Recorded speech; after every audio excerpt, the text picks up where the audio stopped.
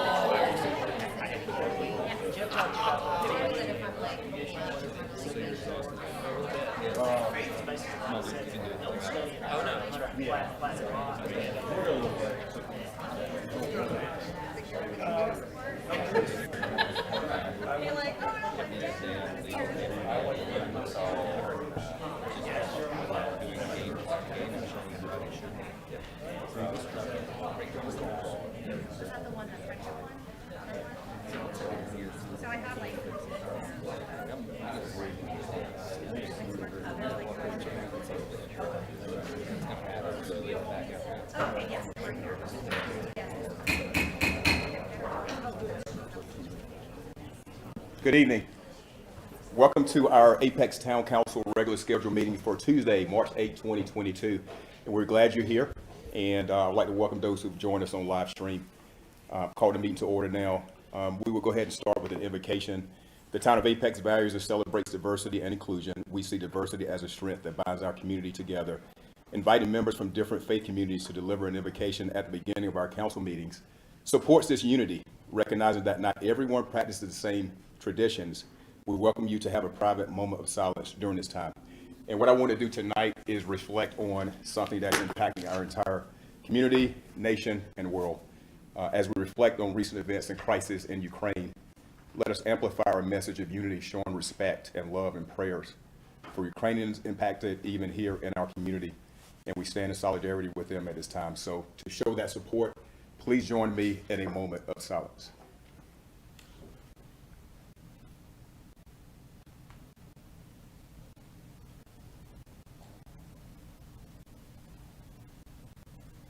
Thank you. Please join me in the Pledge of Allegiance. I pledge allegiance to the flag of the United States of America and to the republic for which it stands, one nation, under God, indivisible, with liberty and justice for all. All right, thank you very much. If you plan to speak tonight in public forum or public hearing, please make your way to my right here and sign up on the appropriate sheet to be recognized at the appropriate time. We move now to the consent agenda, and all consent agenda items are considered routine to be enacted by one motion with the adoption of the consent agenda and without discussion. If a council member requests discussion of an item, the item may be removed from the consent agenda and considered separately. And we do have one change. We're going to pull consent item number 9 and move to new business 1. So if you wouldn't make that change accordingly. And with that change, I'll take. I'll make a motion to approve. Oh, I'm sorry. Yeah, I'm sorry, Mayor. It's 5 and 9. I forgot to say here. It's 5 and 9? Okay. All right, so it's consent item 5 and 9. All right, I'll make a motion to approve the consent agenda with moving consent agenda number 5 and 9 to new business. Okay. Is there a second? Second. All right, we have a motion second. Discussion. All right, all in favor indicate by saying aye. Aye. Opposed, no. All right, that passes. All right, we move now to presentations. And our first presentation tonight is Arbor Day in the town of Apex. All right, we're planting trees. So we'll go ahead and start as we normally do with the proclamations. We'll do a shared reading, and we'll start with Council Member Shell Stallings. Mayor. So Arbor Day in the town of Apex. Whereas in 1872, J. Sterling Morton proposed to the Nebraska Board of Agriculture that a special day be set aside for the planting of trees, and Whereas this holiday, called Arbor Day, was first observed with the planting of more than 1 million trees, and whereas Arbor Day is now observed throughout the nation and the world, and Whereas trees can reduce the erosion of our precious topsoil by wind and water, cut heating and cooling cost, moderate the temperature, clean the air, produce life-giving oxygen, and provide habitat for wildlife, and Whereas trees in our town increase property values, enhance the economic vitality of business areas, and beautify our community, and Whereas the Apex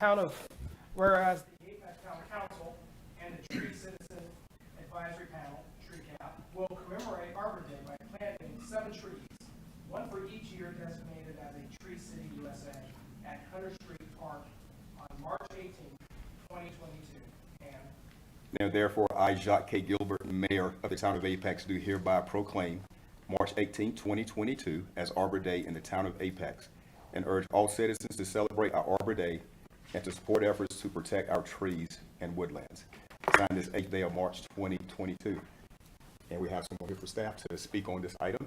Yes, thank you, Mr. Mayor, Town Council. Mark Seibert, Senior Zoning Compliance for Planning Department and the tree cap representative or liaison. And so I just want to thank the board for their support for Arbor Day and the Tree City program, and look forward to seeing all out on Friday to plant trees. This year we'll actually be planting the trees. Last year y'all really wanted to do the tree planting, so we will do that. So come ready. Thank you. Do we have to bring our own shovels or? We'll have plenty. All right, just want to make sure. We're good. Go shovels. Go shoes. All right, thank you so much. All right, moving now to presentation number 2, presentation of Women's History Month Proclamation. Again, shared reading, and we'll start with Councilmember Ed Gray.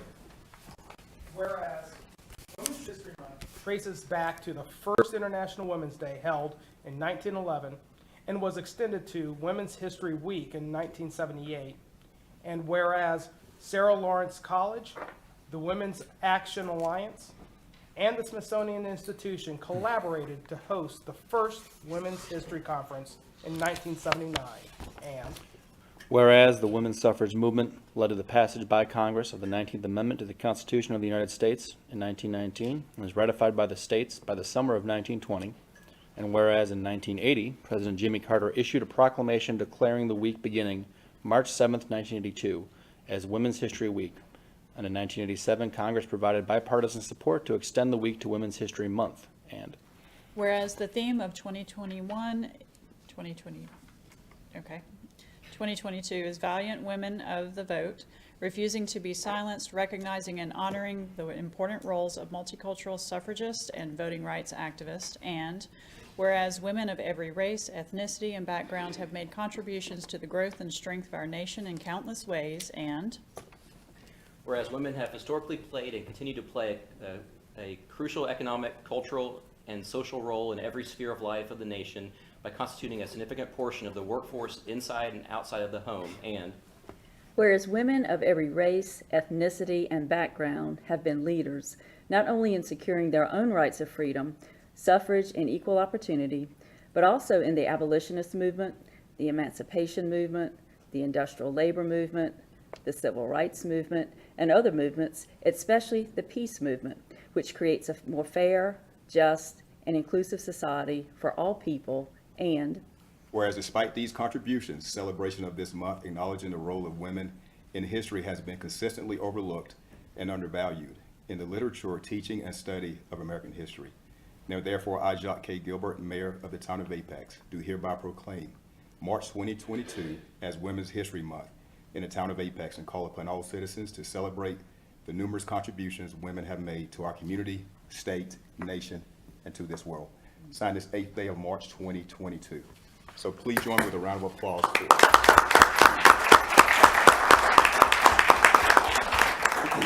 All right, we move now to setting of the regular meeting agenda. I have not received any type of updates or changes for the meeting agenda. Does anybody have any updates here on council? All right, if not, I'll accept the motion. make a motion to approve the agenda. All right, motion to approve. Motion second. Discussion? All right, all in favor say aye. Aye. Opposed, no. All right, we have a set agenda. We move now to a public forum. This is a time for the community to speak and offer any suggestions, concerns of any kind. The council will simply listen, and we want to hear from you. So, Madam Clerk, do we have anybody signed up tonight? All right, very well. So we'll close public forum. Thank you so much. All right, and we'll move now to public hearings. Public hearing 1, public hearing and possible motion to approve rezoning application 21CZ14 Holland Road Mixed Use Assembly PUD. Sarah Van Avery, Senior Planner.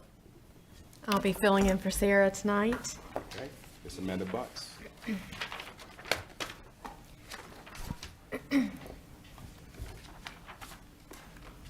Okay, this rezoning is located generally in the area what's located off of US 1, Hemi Olive Road and Holland Road at that quadrant of those roads, and the area to be rezoned is approximately 28 and a half acres.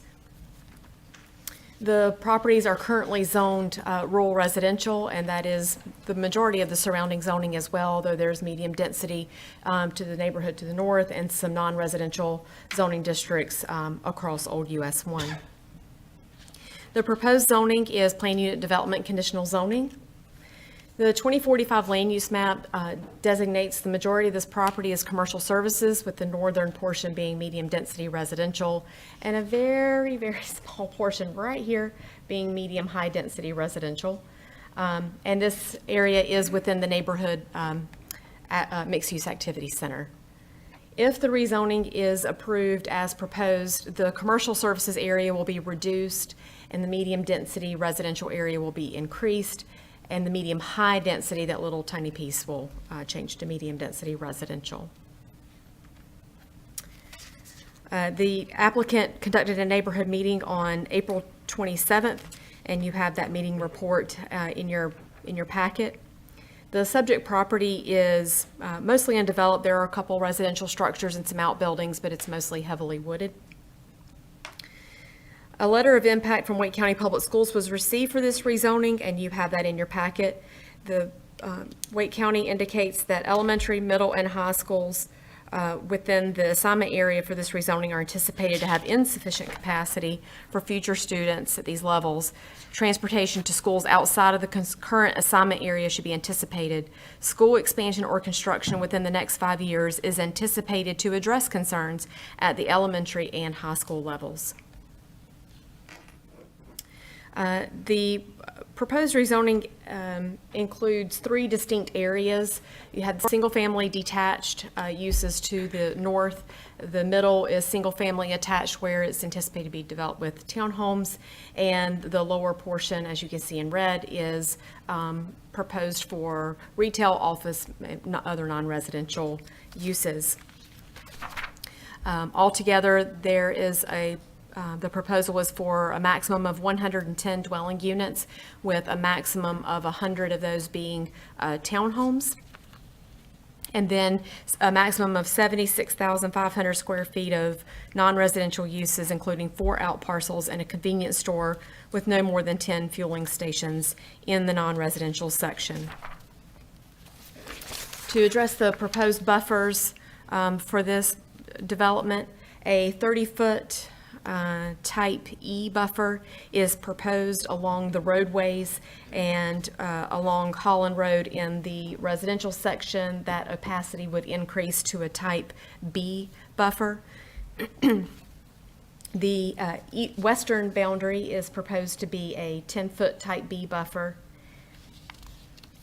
And along this segment here is a 10-foot type B buffer as well, although no buffer is required if a public street or private driveway straddles or is located along that property line serving both parcels. And then finally, along the northern property line, the applicant has met with the property owners and has proposed kind of a variety of buffer along that boundary. So what is proposed is a 20-foot type, either a 20-foot type A, type B, or a 30-foot type A buffer along that northern boundary.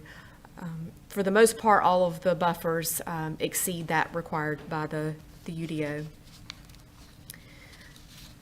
For RCA, in this area, non-residential and mixed-use development is required to provide 25% of the area as resource conservation area, and residential is required to provide 30%. The applicant is proposing, since this is a PUD, the UDO spells out that if a PUD includes a non-residential component, the town council may grant a reduction in the RCA. And so the applicant is proposing 25% for the entire PUD. In addition, the applicant is proposing that if there is any mass grading within the single-family detached section, that the 5% mass grading penalty not be applied. That's, again, the mass grading standards only apply to single-family detached.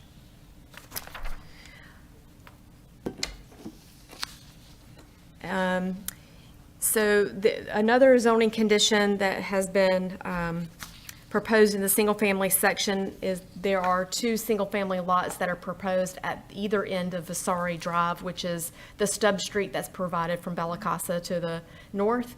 And the applicant has indicated that the minimum lot size of those single-family lots will be 25,000 square feet and oriented to face Vasari Drive in an effort to mimic the development style of the parcels to the north.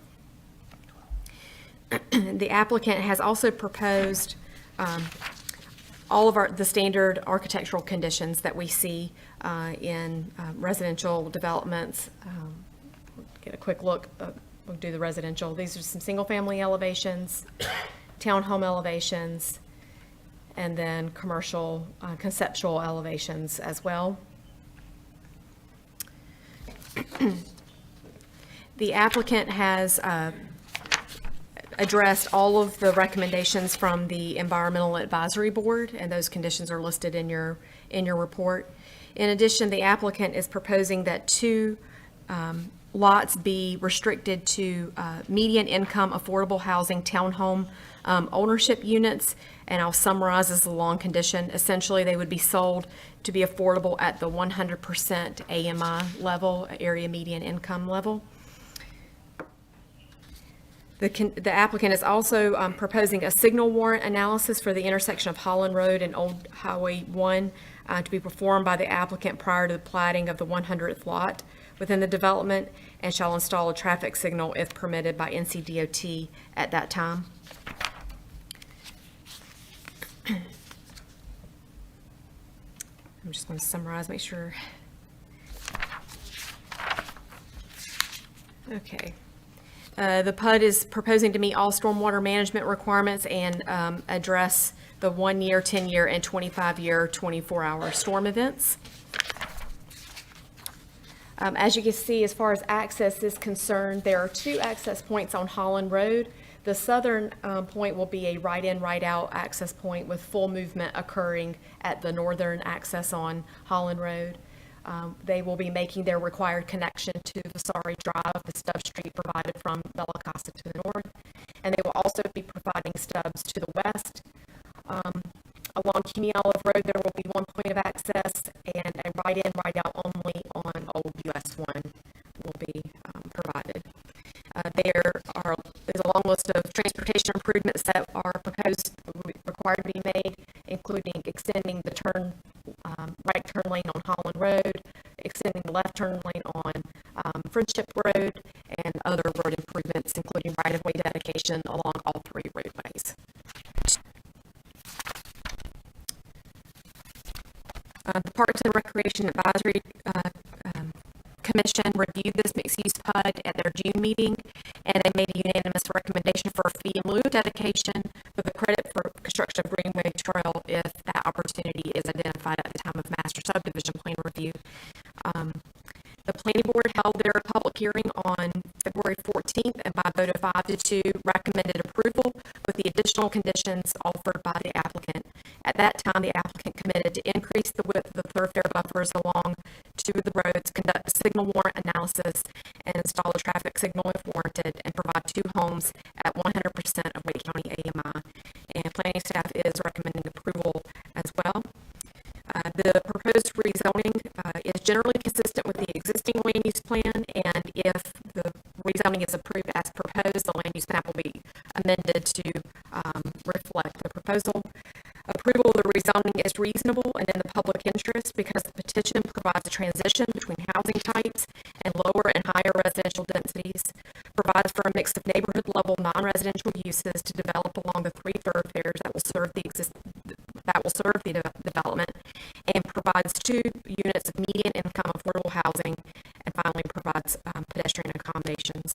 And I'm happy to answer any questions that you may have. All right, thank you, Ms. Box. Presentation. Any questions for Ms. Box? Does staff have any input on middle school capacity based on future plans? I know with our, from what I understand, we've got some schools coming in. It's anticipated there will be capacity at the elementary and high school level. Did you all have any conversation with the school system about middle school capacity? I only have the information that they provided in their letter, and I haven't heard anything recently about new middle school construction new middle school in the Holly Springs area, but I'm not aware of anything at this time. Councilmember. I actually have some context. I did look into that pretty deeply. And so if you go on the Wake County website, they publish these maps. They call them resource utilization maps, I think. And it shows for each area of the county, for each school, what the capacity is. And so in Apex Middle School, Apex Township Middle is a problem. It just went over capacity this year. The other schools in the area, Salem, Apex Middle, and Lufkin, are all under capacity.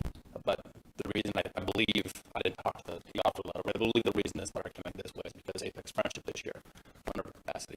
I know that the Wade County Public Schools has land banked in the area for middle school.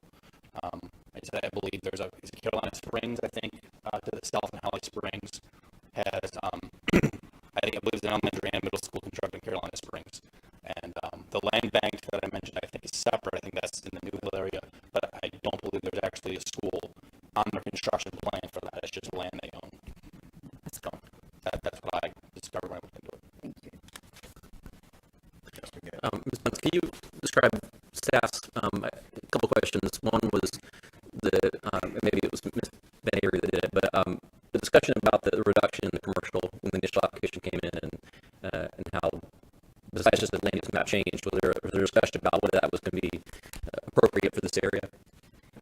This area has been designated like this on the land use map for quite some time, and people have looked at it, but there's really been no one to be able to carry the ball forward.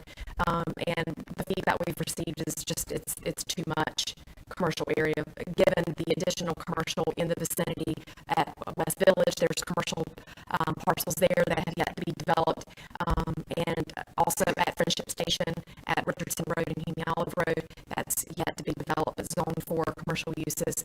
So there's other commercial, potential within the vicinity of this parcel. So what we wanted to ensure was that the depth of the commercial area from the roads was sufficient to accommodate, meaningful non-residential uses. Okay. And the second question I had was, was there a concern among staff about a hardening of that intersection with Holland that maybe in the future will be realigned when, if it was realigned right now, it would potentially have a different configuration of the possible uses, the non-residential uses there?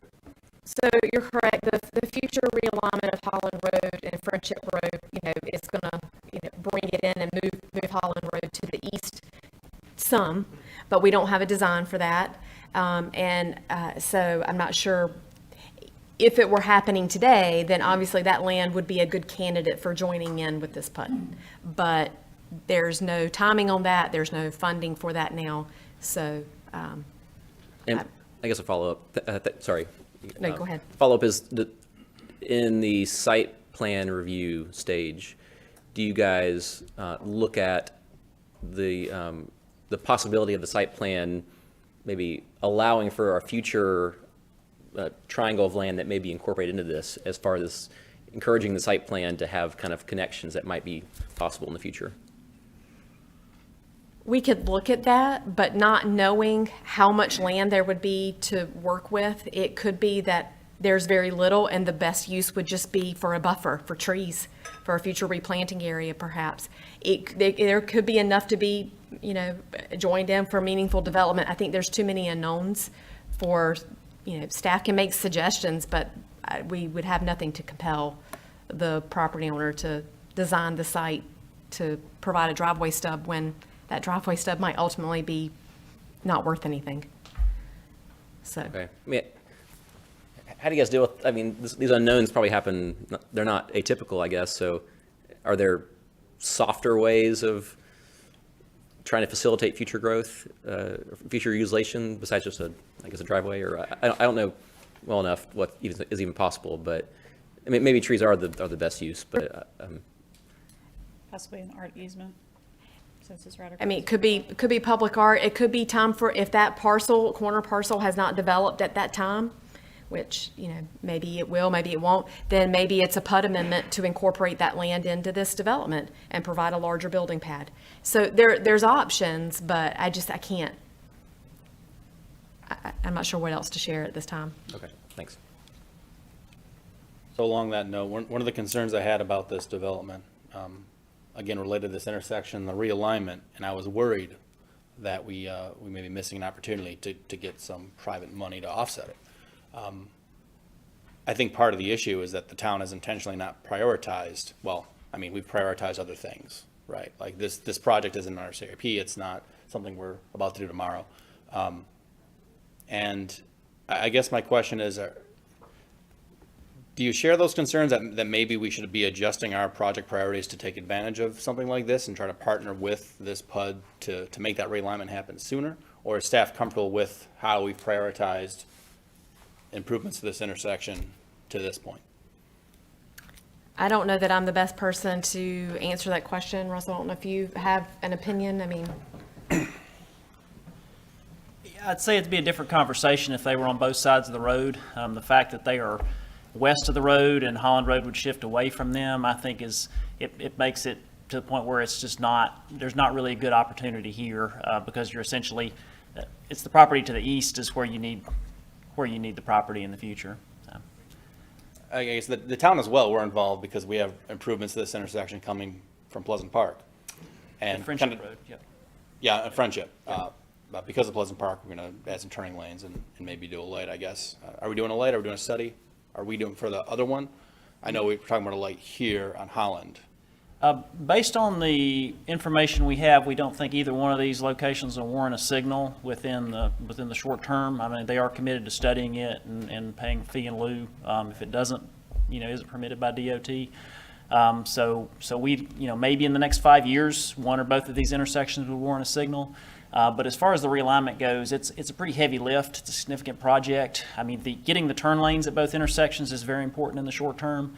But when you're talking about a realignment, you're talking about, moving to state routes, impacting multiple property owners, occupied dwelling units. You've got utilities, and you've got potentially well and septic impacts as well along with those. So there's just a lot involved with that. If this was, a more congested area, today, and a safety issue today, then we would be trying to identify something here, but we've got a lot of other intersections in town that would be a higher priority than this one, where we could spend money and probably spend less money and get more improvement for our dollars. I see.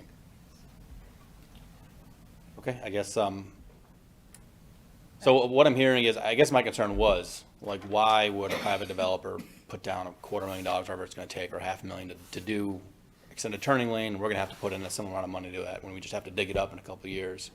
And I guess is what I'm hearing from you, that it's needed today, so it's worth it to spend the money, even if it is only for a couple years. So similar to what we did in Tingen, where we put the light up, even though we know it's gonna come out eventually, but still, there was the need there. I think the fact that the realignment is such a large project means that, if you're willing to delay the interim improvements and suffer that short-term pain for a longer-term project, if you think that's in that longer-term horizon, we could certainly do that. But I have no idea. That's yeah, why I'm asking. Yeah. Are we prioritizing this appropriately? Should we be thinking about doing it opportunistically as we're here? Again, we didn't recommend it because, again, the development is west of this, and we see value in those interim improvements. If you were trying to prioritize a realignment, we just have to ask the council, how much money would you want to commit towards something like that? We haven't done a design yet. It might be a couple $1 million or more to do that realignment on top of whatever additional turn lanes might be required. And it's a long process. You're talking about working with NCDOT, even more involved than just the turn lanes themselves to get a project like that done. And you're going to have property owners that may not want the road realigned, and you're going to be facing those property owners and having to acquire land for it, which is, sometimes a difficult conversation. Okay. Final question, is there a separate topic? Is there a chance that development further down Friendship Road, perhaps even in Holly Springs, might impact this intersection and also warrant additional improvements in the future? Or is it just too far away where that's not going to be possible? Yeah, there has been development proposed and approved down in Holly Springs with economic development that's going on in that area. So there will be additional traffic on Friendship Road. In our traffic studies, we account for approved development and background growth. It doesn't always capture all the traffic. In most cases, it tends to be more conservative for short-term traffic impacts with developments, because we add approved development on top of background growth along with the site growth, and sometimes you're actually double counting. But as far as long-term goes, when you have an area like this that's growing, there's always additional traffic that's going to come in beyond the scope of the TIA. So looking out, 4 or 5 years, you're probably okay, but 10 years from now, it's going to be a lot more traffic out there. And at that time, you might see a need for a realignment. Until that time, you might be able to signalize one or both intersections and operate as an offset T. And I would say in the meantime, too, we would look for opportunities if there is development on those other corners where you would need additional right-of-way, just like we've done on other projects. We would try to get those as part of rezonings and site plans, that additional right-of-way to facilitate that realignment in the future. Thank you. I have a question, different topic. Affordable housing, Yes. the condition there. 100% AMI, can you explain more about that and how that impacts our affordable housing plan? Sure, and I'm going to turn that over to CJ Valenzuela, our housing program manager. He's here and has some information for you to help you understand that.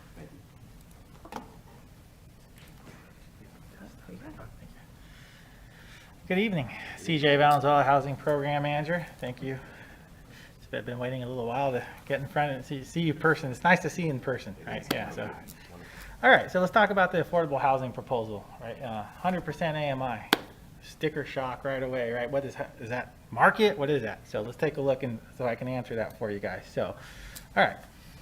So 100% AMI, Town Council has approved. This is not new. Town Council has approved 100% AMI projects in the past. This table here shows that. This is out of the 100% AMI proposal, this is by far the strongest one because this is actually going to be restricted units for a minimum affordability of 10 years.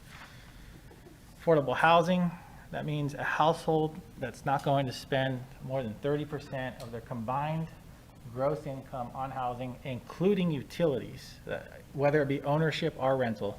Utilities is part of that housing cost. When you take a look at housing cost, what is housing cost? Especially when it comes to ownership, we're talking about the principal and interest payment, right?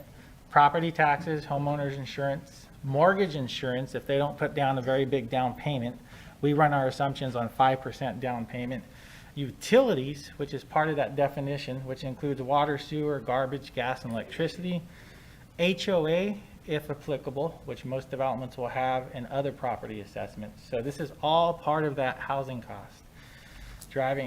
These are the proposed maximum affordable housing income limits, and I'm comparing against 80%, which is your traditional standard affordable term, and the median, so per household size. So if I'm a household size of 3, for example, and I'm at the median income range, I can make up to $86,130. If I'm a household size of 2, I can make up to $76,560 at the AMI, 100% AMI range. Now, when we sat down with the developer, when we look at past precedent, what has been happening, about $215 per unit per lot. If that was the case here in this development, you're looking at a contribution to our affordable housing fund to the tune of about $23,650, up to 110 units, about $215 per unit per lot. We met with the applicant twice. Sharpen your pencil, right? They're here, right? I met with them twice. What can you do? So they came back, they sharpened their pencil, they came back and said, what we will be willing to do is provide 2 10-year restricted median income affordable units. So is median income affordable? Is it below market rate? We ran the pro forma. So at 100% median, the maximum sales price, I showed you those cost assumptions, principal, interest, tax, insurance, all those other things, would be $405,900 would be the maximum that they can sell that unit for. Their starting prices in their development are going to start in the 5s. We took a look at the median today, the median sales price in Apex is about $515. So you're looking at a price hit on each one of those units of $109,100. They're providing 2 units. So you're looking at potential $218,200 real dollars into the subsidy for 2 units over. And the term doesn't matter on the subsidy amount. It's not a rental project, so it's not like they're having to hold this. They build, they sell, they're restricted, they get managed. So when you talk about going from potentially $23,650 up to a $218,200 subsidy, These will be affordable. They'll be priced at least 20% below the current market. And remember, these aren't being built today. They're not going to be offered and marketed to someone today. So if real estate prices continue to rise, which they're projected to, who knows what the market will be in 2 years when these are ready to go live on the market. We could be looking at a median sales price of $550,000, $600,000, but these prices will be locked because they're going to be restricted at no more than 100% AMI. I got a report this afternoon because I contacted our partners with Habitat for Humanity. We have a project with them, 9 units on Casena Lane. And I asked them, how many 100% AMI applicants have you received this fiscal year? They have received 31 applications at 100% AMI or higher for the Casena Lane project just from this fiscal year. So there is a demand for 100% AMI, what we call middle income housing per se. So I just wanted to share that with you. When we run a financial pro forma, we take a look at what the dollars are, and that's what the proposal is. So hopefully, 100% AMI is below market, well below market. And it's probably going to the gap is probably going to just continue to grow. Now, I'm not saying we're not going to push for lower AMI, right? We always push for lower AMI, but there is an opportunity cost. The developer came back and said, hey, we're going to put basically a couple $100,000 worth of subsidy in this project, better than $215 per unit per lot, for example, and here we are. So Councilmember Killingsworth is on our Housing Advisory Board. We don't have a formal policy in place right now. We're working on that. We just had our formal meeting, and we have been studying and will continue to study a broad range of AMIs to try to generate housing for as many residents as possible. So that's where we're at. Okay. Thank you. What does the 10-year restricted piece mean with this? Can you help us Sure. understand that? That means from the time that, the date of the initial sale between the future purchasers of these affordable units from the time it closes escrow, or AKA the unit is sold, that's when the 10-year affordability period starts. There will be a restriction that runs with the land. So if the first homeowner moves or sells in year 5, there's still going to be 5 more years of affordability restriction on that property. So we will place that 10-year restriction upon the very first purchaser, that very first household that purchases it. That's when the 10-year clock starts. We're also going to be recording a separate restriction between the town and the applicant prior to the issuance of the first building permit for these 2 lots to make sure that they get sold at no more than the 100% AMI. So there's going to be 2 restrictions. One prior to the building permit on these 2 lots, and then one with the individual purchasers in the future, and that's when the 10-year clock starts.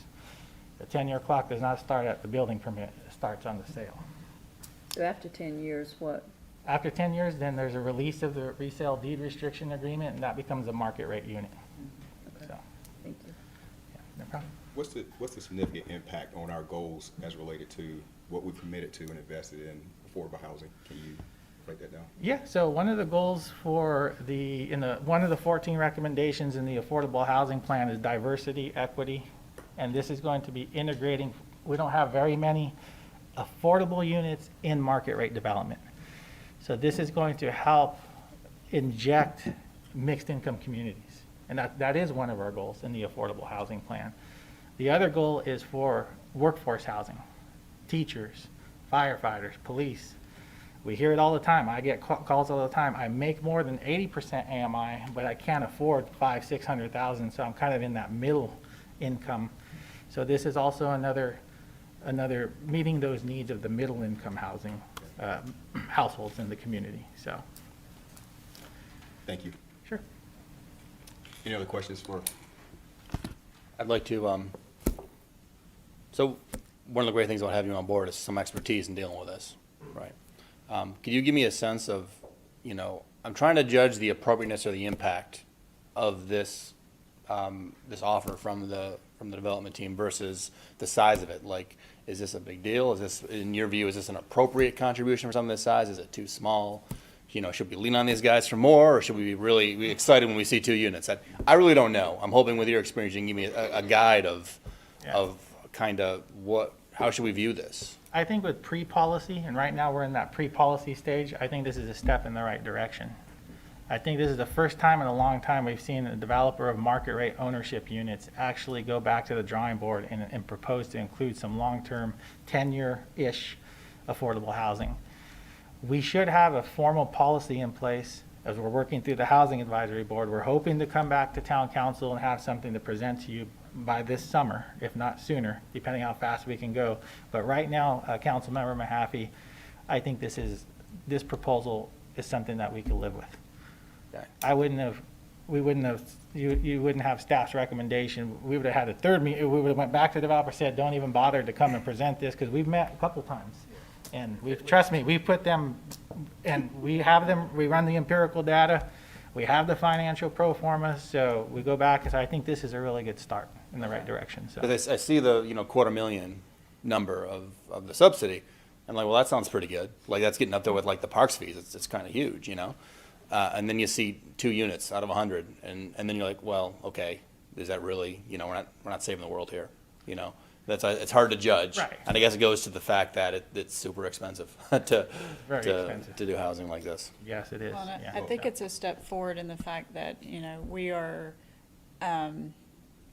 we want built units, and that's what we keep getting, money toward our fund, but not actual built units in the community that people can take advantage of. And this builds units for that missing middle workforce housing that we don't get a lot of in the area. So that is a benefit of stepping forward in this manner. And with your expertise in writing, that looks like lawyer speak with the affordable housing condition, which is great. It's great. So in my opinion, it's a step forward to actually have the built units. I think you had a slide there about the legal justification for this. Yes. And that was interesting to me, because sometimes I get the side eye from our lawyer when I suggest stuff like this. Yeah. But I guess that says to me we're on a firmer legal standing here about this type of deed restrictions, And right? that's why I have a slide in here. I work with Lori. I've worked with also the UNC School of Government, who's actually looked at our draft policy. And so basically, Councilmember Mahaffey and Town Council, what this says is if the town put a penny, whether we put a penny or $1 million in a project to subsidize affordable housing, whether it be a market rate or 100% affordable, if we took money from our affordable housing fund or our general fund, as soon as we put a penny in that project, then that triggers requirements that 20% of those units in any project, rental or ownership, 20% of those units have to be at 60% AMI. And on a rental project, 20% of those units have to be 60% AMI for a minimum of 15 years. On an ownership project, 20% of those units have to be at 60% AMI. And then anything over 20% in that project as affordable housing can be up to 80% AMI to meet the North Carolina general statutes of their definition of affordable housing, low and moderate. However, we're not putting any money in this project. It's a complete 100% market rate project. So by us not subsidizing like Casena Lane or Broadstone Walk, these do not apply. And that's what we're saying here. And that's per the law. So therefore, they can go up above 80% AMI on an ownership or above 60% AMI on a rental project. There's no AMI cap, in other words. So yeah, that's what this slide is saying. What this is saying is our affordable housing fund that we're putting money towards is actually restricted. Yeah, and that's why when we put money toward Broadstone and Casena Lane, those are 100% affordable. They easily meet this, So that's what we're saying here. Now, I do want to clarify, this is for financial contribution. So if we talk about non-financial, like expedited permit processing or zoning based, like density bonus or something like that, that's a whole separate conversation. This is just money into a project. So we're not proposing to put any dollars or cents in this project. It's 100% burden on the applicant. What about like waiving fees? Waiving fees. If we provided a grant, for example, to reimburse them for like park in lieu of like a park in lieu fee or for a sewer water capital reimbursement fee, this triggers. Yeah, this triggers, because that's a financial contribution into the project. That's dollars in. So that's what this is saying here. So All right, this development's not subject to that, because they're not asking for any monetary contribution from the town. So that's what this slide was about. So basically, in your, say all of that in common language is a big deal. I think it's a step in the right direction. We're going to get units for a minimum of 10 years, and I think it's a good start. And I think it's a good start to continue to set the bar higher and higher. It's much needed. Thanks.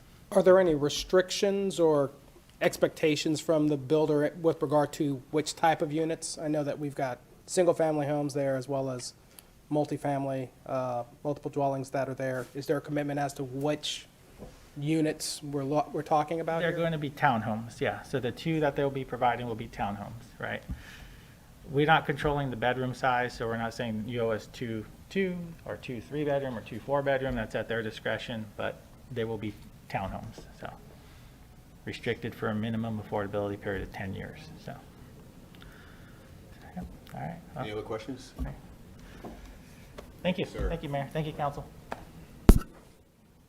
All right. The applicant wish to present? I'm sure you do.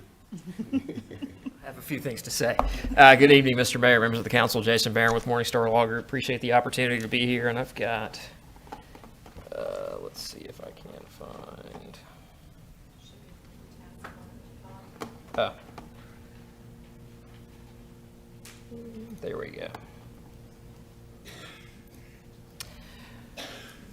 It's a pleasure to be here. Excited to be here. This has been a fun one. You know, if you like planning principles, if you'd like to figure out kind of the right answer to a tough question, and I'll explain a little bit about what I mean by that. This has been a fun process. Here with me tonight is Gino Ray of LG Investments. They're the folks who have this property under contract and are essentially master planning the site. LG is a commercial developer. Their interest is on the back end of this process, is the commercial piece, but they're very interested in making sure that whatever gets developed on the residential side is going to complement and advance the interest that LG has in the site with respect to the commercial. Also here is Mr. Jeff Roach of Peak Engineering. They've been doing the land planning and engineering of the site. And then lastly, Reinhold Stevenson of Ramey Kemp and Associates. Reinhold's going to present some information as part of my presentation to talk a little bit about traffic, which I know is important to everybody as part of this case. And before I forget, I've got some housekeeping that I'll do at the end related to some revisions to conditions as well as to additional conditions that have been added to the case since the staff report was prepared. So I'll cover that at the very end. A little bit of background. Again, this is the Holland Road mixed-use PUD is 100 townhome dwellings, 10 single-family dwellings, and 76,500 square feet of commercial retail uses along with some out parcels. And this color-coded slide that you see in front of you kind of shows where those general areas are.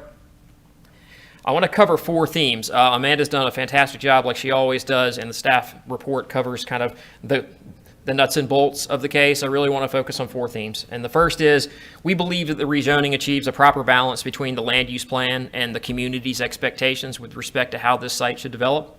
I want to walk through some of the numerous modifications that have been made in addressing the neighborhood concerns that we've received. I saw a lot of familiar faces when I walked in the door tonight.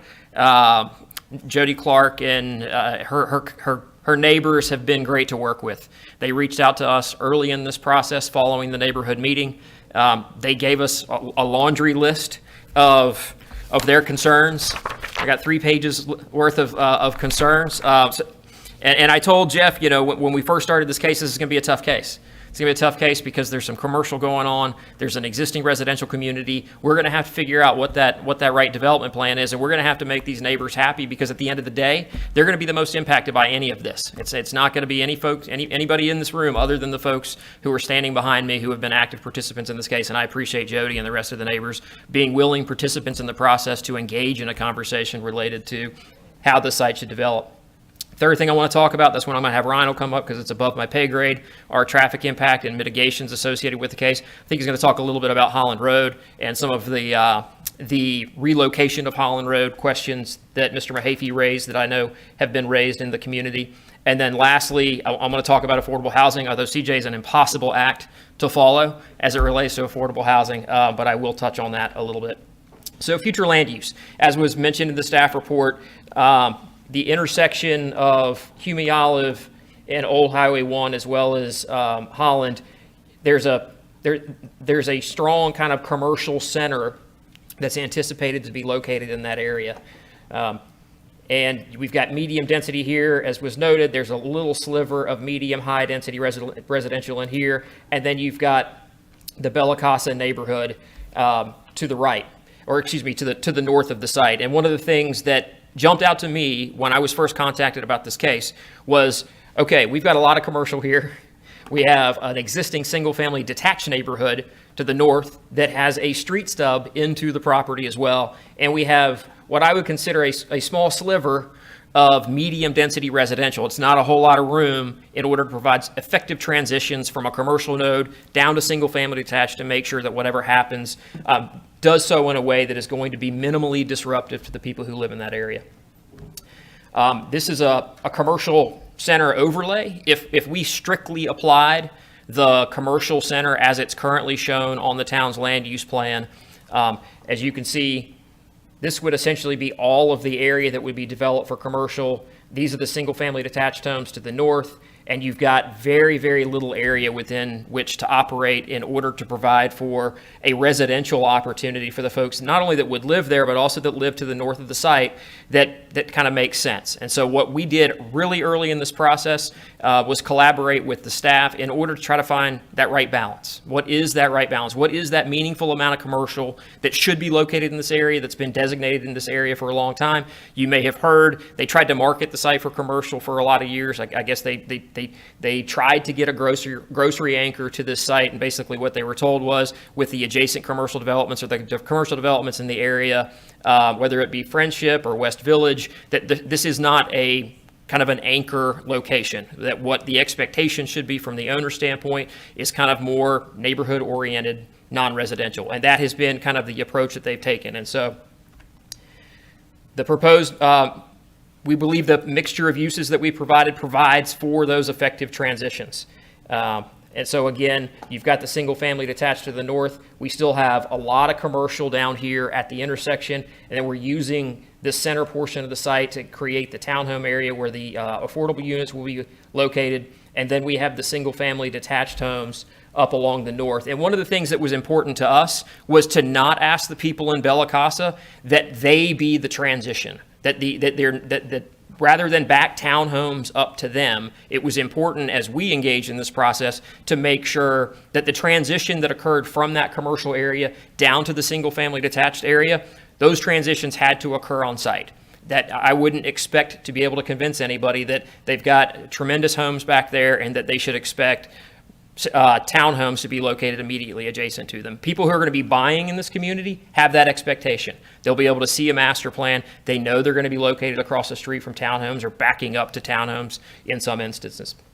And so we believe that the PUD plan, again, we believe it strikes that proper balance. And it has been kind of it's a little bit of a razor's edge, honestly, because it's not that much land. It is 28 acres, but in terms of the magnitude of commercial that we've been talking about, in terms of the nature of the use to the north as single family detached, large lot single family detached, it has been a task trying to figure out how you fit all those pieces together and do so in a way that ensures you will get commercial, provides for effective transitions, and minimally impacts the adjacent owners.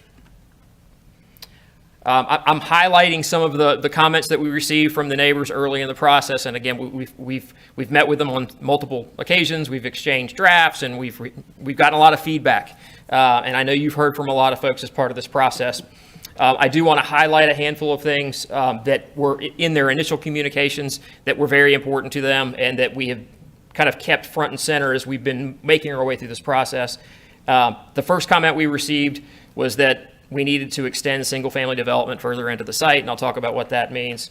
That we need to have larger lots immediately adjacent to the existing single-family detached homes. They wanted to see increased buffers, and they wanted townhomes essentially to be removed from Vasari Drive entirely.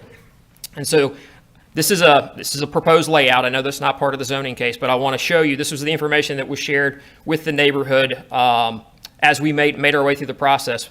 On the left side of your screen is the initial layout for the site, and on the right side of the screen is essentially the layout that is embodied in the PUD document that is before you tonight.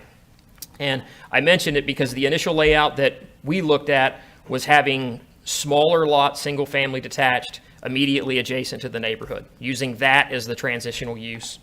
And then we had townhomes in this location here.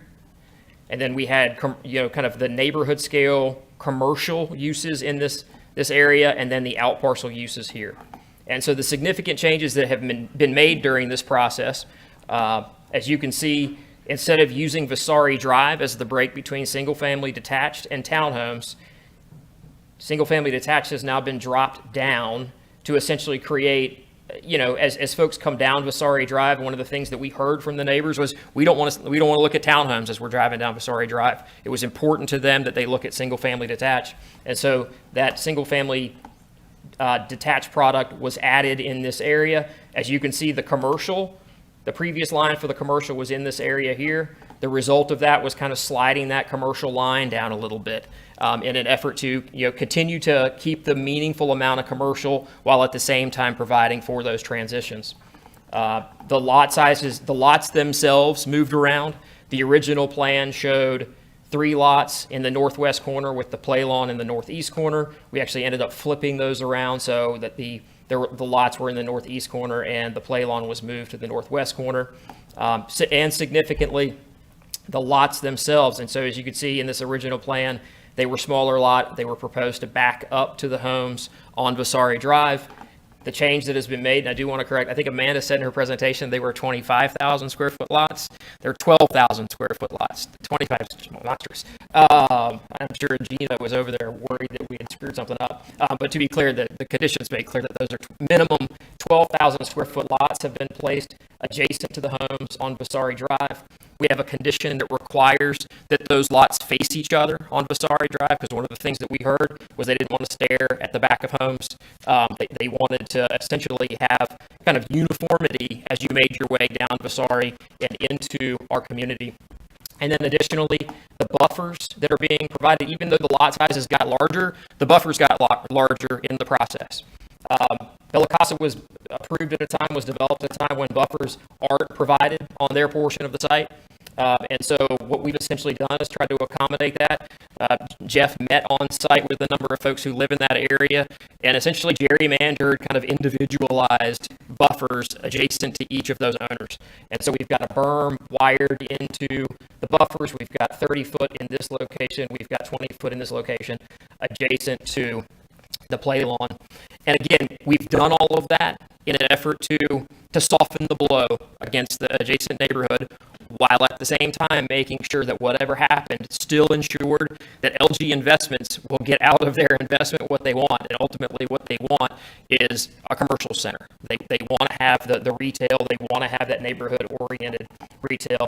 I will note that one of the things that isn't readily apparent from the PUD plans, but you can see in these layouts that we've worked on, is that the developer has been intentional about requiring traffic to kind of weave their way through the site as you make your way down to the commercial. So rather than, because I think if you look at the PUD plan, you see an access point here and you see Vasari Drive, and rather than have kind of a speedway through the middle of the site up into Bella Casa, what my client has been really intentional about is, again, preserving kind of that neighborhood community feel, preserving the neighborhood commercial concept, creating walkability, bike-friendly opportunities. And so, as you can see, they've designed it in a way that really kind of breaks up into neighborhood grids, neighborhood blocks. It breaks up the transportation network in an effort to try to slow people down as they move in and out of the site. At this point, I'm going to call Rhinal up to walk through the transportation side of it, and then I'm going to hop back up just to close. Good evening, everyone. Rhinal Stevenson with Ramey Kemp Associates, and our firm prepared the traffic impact analysis for this particular development, and I'm going to hit some high spots. I think Russell did a great job explaining some things related to the realignment of the intersection and some of the improvements, but I'll kind of hit on a few high spots here. So just to go back, the traffic study was done, traffic impact analysis was done for the development, working with town staff and NCDOT together. It was done, reviewed, approved. We have the comments and the improvements identified here, and I'll kind of walk through those really quickly for you. But as you can see on the screen here, Holland Road being the north-south street, so widening of Holland Road to add an additional turn lane there. That turn lane is going to go back up, all the way back up to the driveway, just to maximize the stacking that will be available for that turn lane. Widening of Old US 1 for a left turn lane onto Holland Road. And I don't know if Jeff has covered this, or we'll cover it later, but we're doing frontage widening as well, so there will be an additional lane along the frontage, essentially between Hemi Olive and Holland Road there. And then also, as mentioned earlier, there are improvements for turn lanes that would be associated with Pleasant Park. But those turn lanes are shown here as well. So there are some pretty significant turn lane improvements at this area. And you can see on the aerial, they're basically all 2-lane roads. So these turn lanes are going to help a lot to really be able to get the traffic out of the through lanes and allow that through traffic to keep moving, particularly on Old US 1. Did show the traffic signaling here, as you heard earlier. We are committed to studying that to see if the signal is warranted. If it is warranted, installing that traffic signal.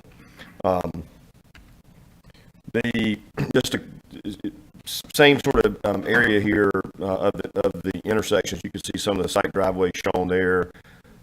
Rough schematic of the improvements there. You'll see some of the turn lanes if you look. But what I wanted to point out here was that we did go back and take a look at it. If we do install this traffic signal at the intersection, you do get a pretty significant improvement in the operations there. So what you'll see here on the screen is that in the morning rush hour, peak hour period, the intersection will operate at level service C, and in the afternoon, level service B.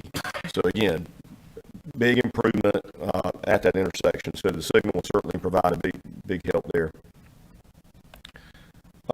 Also wanted to point out, I don't think it shows up great on the screen here, but this is Holland Road, and this line here.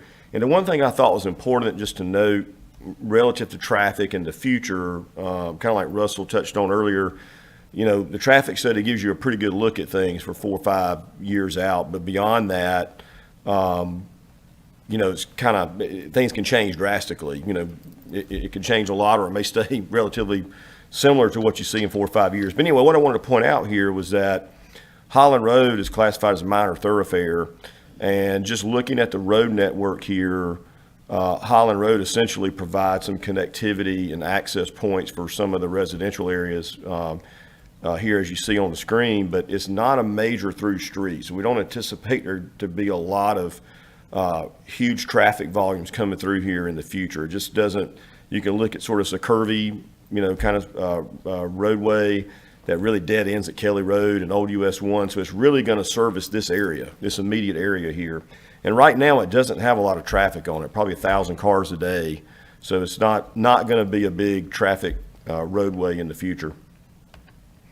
The other thing I want to point out here, and what we're looking at here is how are these intersections going to function, if the intersection is not realigned, realizing for all the reasons Russell mentioned earlier, not something a development like this would typically do. We don't have the property. But what I want to point out is that sometimes having these T intersections is not a bad thing. And one of the reasons why is what you see on the screen here. It's called the conflict points, or a conflict points. What I like to think of it is basically movements that have an opportunity to hit each other. These are opportunities cars have to crash, into each other. And you see with a T intersection here, essentially at a T intersection, there's only 9 points that can happen. And I can kind of walk through those just a second so you can think about what that means. And then if you line those intersections up, there's 24 of those. So there's more of an opportunity, more conflict points there for people to actually crash. Now, 4-way intersections does have a lot of benefits as well. But I'm just saying, what I'm pointing out here is in the context of if it stays like it is as a T intersection, it's not really a bad situation, or not as bad as you may think. But let me just walk through what the conflict points are. So say you have picture this road being, say, Friendship Road, since it's oriented that way. But if you were turning left from Old US 1 on the Friendship Road, you would have a conflict point here where you could basically, somebody could rear end you. Somebody could hit you in the back. You could also hit a person turning left from Friendship Road. You could also hit somebody going the other direction, kind of the classic sort of, way you think about it. And then following that same sort of movement, you could hit somebody turning right on the Friendship Road. You can hit them at kind of the same time there. So if you kind of walk through that exercise, there's a lot of opportunities there where cars could collide with each other. So again, just pointing out from the standpoint that if it stays a T intersection and stays offset T's, there's on one hand, there's fewer opportunities for crashes there because there's fewer conflict points. I just wanted to point that out there. Last thing I just wanted to make a point here was we did a comparison of what the TIA trip generation showed and what the plan is proposing, and compared that to the future land use map and what that was showing. As you heard, the future land use map showed more commercial, which as we all can sort of picture, that's generally more traffic, associated with that. And that's what this bears out here, just comparing the trip generation from what would be in the future land use map with what the current plan proposes. There is a reduction in traffic or trip generation potential with this plan compared to the future land use map. And that's really what that's showing. There's a lot of numbers on the screen, but just want to summarize that quickly for you there.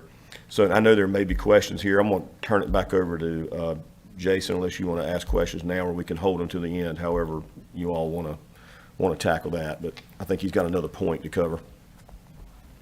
Let's go ahead and. Okay. Questions. Oh, okay. Yes, sir. Any questions for Mr. Stevens? Sure. Can you back up a slide or two? Yes, sir. Show those conflict points. Yes, sir. I mean, I think it's great that the three-way intersection has less conflict points, but really what we're dealing with here is two offset T's. I think that's the problem. It's really a four-way intersection that's a little bit busted. So as a traffic engineer, doesn't that seem strange to you to have this sort of arrangement? Do you view this as unusual and a potential source of issues? I think the problem is someone's turning left off of Holland onto US 1 at the same time someone's turning left off of Friendship, and they both kind of conflict with each other. They don't see each other because they're not offset. Well, I think it's a good point. You got a very good question. I think we have, in this particular case, the turn lanes help with that a little bit. This whole intersection and area is going to be opened up a little bit because of all the widening that's going to happen there for the additional turn lanes, additional through lane along our frontage. We are offset enough that you can see that. You can see somebody turning there. So you're right. You sort of have to look and see if somebody's coming there. But I think one of the problems when you have offset intersections, the main problem when you have offset intersections is if they were sort of flipped from this. And if Holland Road were on the other side, then we've got a much bigger safety concern. And that's because what I want to point out here is you don't want to have a situation where these left turns from the main road is carrying the vast majority of the traffic out here. You don't want to have those left-hand turns compete for the same space, right? So in this particular instance, we have the left turns turning onto Holland at this location, the left turns turning onto Friendship over here with separate left turn lanes, so they are not overlapping each other. If this were reversed and Holland Road were, say, where this driveway is, then you can see this area in here, have those left turns overlapping with each other, and that's the head-on situation that's not good. So the offset T's can work fine in this particular case. The traffic volumes, as I said, on Holland is pretty low today, relatively speaking, for a typical two-lane road. So the traffic volumes there aren't incredibly high, even when the development comes in, not incredibly high there. So this is going to work fine. And again, when I looked at our analysis models, it shows the same thing. We did look at, especially if the signal goes in, the signal really help control things there as well. So, we are committed to that, looking at that. Can we have a single signal here, or do you think proper operation would require two coordinating signals? Good question. I think what we've looked at and talked about so far is one signal, and it looks like it works fine that way. When we get into the warrant part of the project, if a signal is warranted, probably will be considered as well. Should we run them almost like one signal together, or not? Like I said, I ran the analysis here with this, as you see on the screen, the signal adjusted Holland, and it works fine. It works actually pretty well, I would say. It solves some of the queuing or stacking concerns and maybe some of the delays that folks may have turning out onto old US 1. So it works fine as you see on the screen here. I suspect that may be part of the conversation if it's warranted, and we move forward talking to DOT about the signal. That may be a topic of conversation. Thank you. Yes, sir. And so you're thinking about it at Holland Road and the old US 1 intersection, is that right? For the Yes, ma'am. Signal? Yes, ma'am.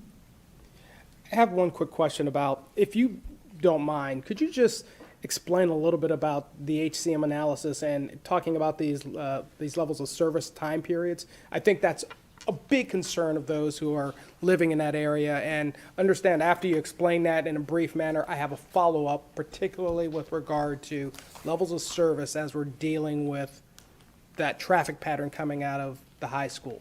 So. Okay, yeah, sure. I'll try to touch on this a little bit. So in general, when you have a stop sign intersection or a non-signalized intersection, the level of service sort of thresholds for people, and it's really, the level of service is really sort of related to somebody waiting, a driver waiting. When do you feel like it's just, I'm waiting too long? And then that sort of, a lot of studies have been done on this, and that sort of equates to a certain number of seconds that you feel like, oh, this is just too long to wait, I'm getting frustrated and whatnot. And then that sort of relates back to level of service or letter grades, A to F, similar to school, A being very, very good, F being what we call failing. The failing level for a stop sign intersection is about 50 seconds, so less than a minute. But that's if you're sitting there waiting, a minute or even under a minute, a little less than a minute, about 50 seconds on Holland Road to turn, you're feeling like it's too long. And so that's a level service F. When you have a traffic signal, that threshold's a little bit higher. It's more like 80 seconds. And the reason for that is that if you're a driver and you know that you're going to get a chance to go, right, a traffic signal is going to turn green for you to go, you're willing to wait a little bit longer. So that's generally what it is. Now, one thing that happens here is if a traffic signal is installed here, one of the sort of secondary benefits of it is that it breaks up the traffic flow along the road, because it'll stop old US 1 to let Holland Road turn out. Well, what that does is it breaks up that flow of traffic and allows other intersections, other side streets up and down from it to be able to turn. It gives them that gap that they need to be able to turn out. So that's a secondary benefit of the traffic signal. A level of service C and B, as I indicated earlier, for the signal is actually, and I would say in Wake County, very good. You don't see that often. And even around town, you probably level of service B, C for a signal is really good. It is not uncommon in these intersections today, without the signal, during heavy traffic times, we'll operate at level service EF. That's the way it is during rush hour. And unfortunately, there's a big gap really there. You heard we were talking about if a signal's warranted. Well, there's a long period of time at intersections that are stop sign controlled where it'll experience level service F conditions. And there just won't be quite enough traffic there to warrant the signal. And so it'll stay level service F for a long period of time, until you just add more traffic to it. And unfortunately, it has to get worse, add more traffic to it to be able to warrant the traffic signal. So, but again, the level service E or F at stop sign intersections is not uncommon anywhere, especially in Wake County. It's all over the place, and a lot of times those situations exist during the rush hours, peak kind of traffic times, and then other times of the day is much better. So, we're all focused on the traffic analysis, and a lot of folks think about the bad traffic and the congestion. It's really for periods of time during the day. It's not usually the entire day.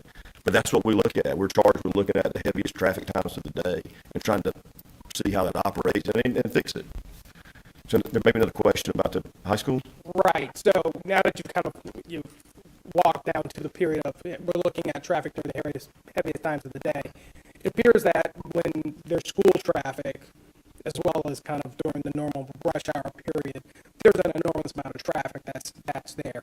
Can you tell us a little bit about the studies and what the impact of adding these additional residents as well as commercial entities into this area? How's that going to impact that level of service that's currently there? Do you know what the current level of service is on that part of the road from Hume Olive? So let me kind of try to address that a couple of several points about it. So one of the things, obviously, with the schools down Hume Olive Road, it's going to be heavy traffic, especially the high school. We get all kinds of parents, student drivers, buses, everything kind of coming in there. And we worked on that campus. Our firm kind of helped with that. So schools are kind of their own unique animal, right? In terms of traffic, one of the things you try to do with schools, especially with a multi-school campus like that, is stagger the time. If you have the elementary, middle, and high school all in session at one time and parents are dropping off buses, it's a nightmare.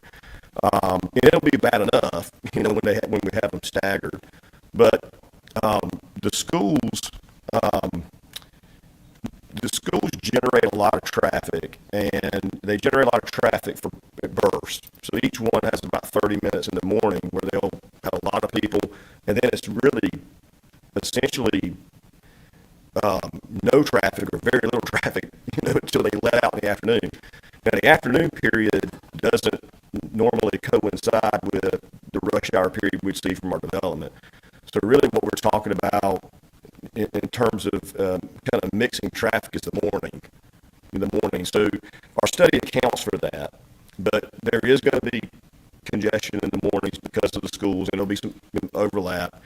But the things that we have, a couple of things really positive about this development is, one of those is we have access on multiple roads. So, we can get out on the Holland Road, we can get out on the Hume Olive, so we can sort of, in fact, I was looking over this and trying to think through the Hume Olive Old US 1 intersection, and I was thinking, okay, this is going to be a mess. But I look at our traffic sort of bypasses it. We can go out on the Holland, make our way over to Kelly Road or over to, US 1 to 540. So we can sort of bypass that, which is very good. Second thing about our development is this mix of uses is very important with this development, because it helps to minimize the traffic. If you look through the traffic study and really got into the nuts and bolts of the numbers there, the retail customers are going to come. Some of them are going to come from our neighborhood, the residential, and some of them are going to come from Bella Casa. And so, when you start factoring that in, it's not. And you heard the term neighborhood commercial. Again, the commercial is going to be geared towards people right in the surrounding area. And so I think it's going to serve to really minimize the number of trips, that are added onto the roadways. Most of the time, commercial doesn't generate traffic in the mornings, or very much traffic in the mornings. So that's another positive as it relates to the schools. So I think this is set up really well, but is there traffic there? Is there going to be traffic, high traffic periods in the mornings? Yes, it's going to happen, but this development does a lot of things, or has a lot of positive sort of aspects to really help minimize that, or certainly complement it as best as can be done. Can I summarize that last point? Maybe you could say I'm right or wrong. The fewer vehicle miles traveled in the whole region here, because they're going to shop and dine, whatever else here, versus going closer into town, will mean potentially lower amount of safety and worse conditions for this intersection, but overall improvement in Apex. I think that's well said. I think it's what the traffic studies do not get credit for is the sort of the drawing in traffic that would be driving longer distances, right? So if we build a neighborhood commercial area here, it's going to capture the traffic and keep it closer by. And, the TIA speaks to that, right? We have a lot of improvements identified right in this area. So we're going to improve that, but we're not really getting a lot of credit for, sort of relieving the vehicle miles traveled or the longer trips that they would be making to other destinations. So, and that's okay. It's just the way that the traffic studies are set up. But the improvements are sort of centered right around this area as well, you know, as you see on the screen. So I think it works out well. We're tackling that traffic that's going to be right around our site, but we also know that it's going to sort of reduce some of those trips that would be going to other places. So further up Old US 1, Kelly Road, you know, the 540 interchange, or even up at Apex Barbecue, or, you know, it's going to sort of reduce some of those trips. Great point. Any other questions for Mr. Stevenson? All right, thank you, sir. Thank you. Yeah, and I've got one last point, and it's on affordable housing. And I've mentioned this to each of you when I've talked to you. I've been thoroughly impressed with CJ. I'm not just saying it because he's here in the room. I do work all over Wake County.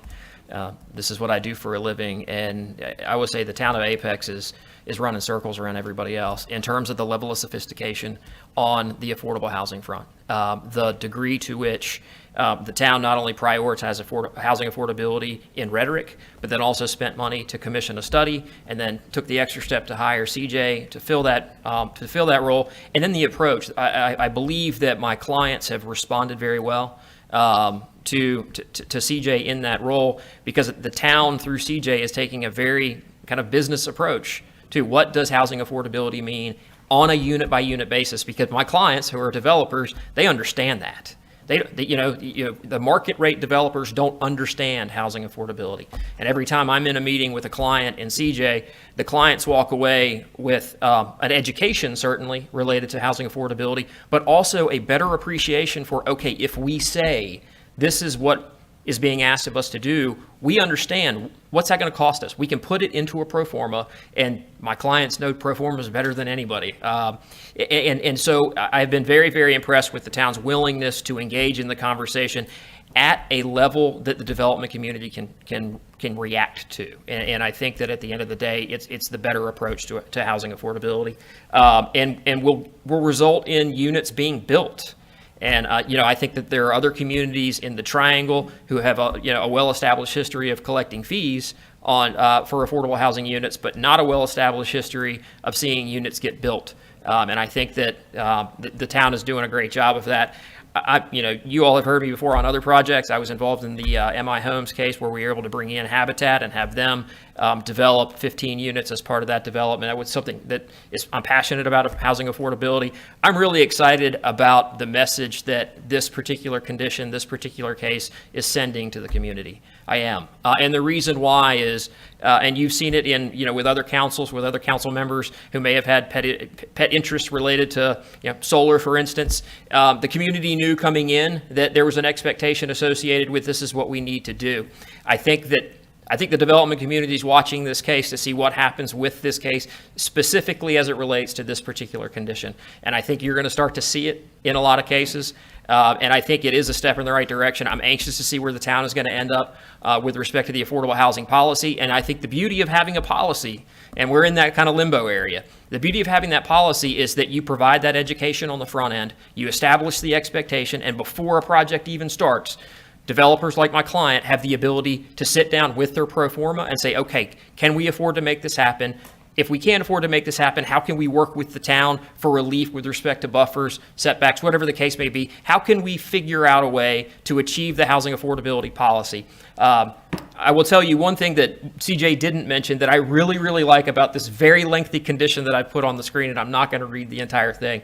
One of the things that we talked about was my clients, God bless them, shouldn't be the police of making sure that the right buyer gets this unit, that there needs to be some other clearinghouse. It's not that they don't want to, but they're developers of market rate. They're great at putting up homes. They're great at selling those homes. The town has the expertise. And so the way we have worded this condition, essentially what the developer is going to do is to provide notice to CJ. Hey, within 90 days, these units are going to be for sale. Produce us a buyer that meets all of those standards that CJ shared with you in his presentation. And I'm really happy about that for a variety of reasons, not the least of which is it prevents gamesmanship. The town will be serving as the clearinghouse. The town, as the expert in the room, will have the access to the people who could potentially be interested in buying these. And all the development community has to do is respond. They essentially send the notice. The town says, here's your pool of buyers. And then a closing happens. And I've said it before and I'll say it again. One of the challenges that I have had in working on cases that involve housing affordability is the people who are benefited by the housing affordability aren't in the room.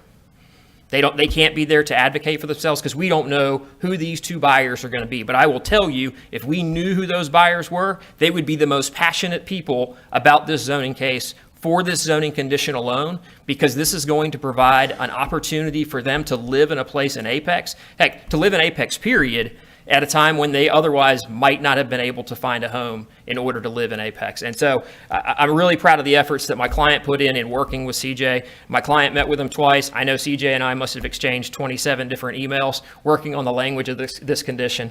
And so with that, just again, summary, we think it's consistent with the land use plan. We think it's the right balance between Bella Casa's interests in making sure that this development has minimal impact on them, while at the same time achieving kind of the neighborhood-oriented commercial that we've been talking about. We have, I think, done a great amount of work in trying to address neighborhood concerns as they've come up. We recognize that we haven't been able to tackle all of those, and we regret that, but at some point we just can't give any more. We can't make everything happen. I think Ryan did a good job of addressing the traffic questions. I will note that we are recommended for approval now by the planning board as well as the staff, and on affordable housing, I think it's an exciting case. The last point I'll make was the housekeeping one, and I'm glad I didn't forget about it. With respect to, I want to note 3 different conditions that are being added to the case. Well, 1 is changing, and then 2 are being added. The first is that related to the signal that we've talked about at Holland Road and US 1, the previous condition that you all saw contemplated that a warrant analysis would be done, and if it was warranted at that time, that the signal would be put in. It didn't contemplate the what if it doesn't warrant at that point. My client has agreed to pay a fee in lieu for construction of the signal in the event it's not warranted. I can read you, and I've got the language that we had sent to staff typed in here, but that we're essentially adding a condition that acknowledges that if the signal is not warranted when the warrant analysis is done, a fee in lieu for that signal will be paid to the town.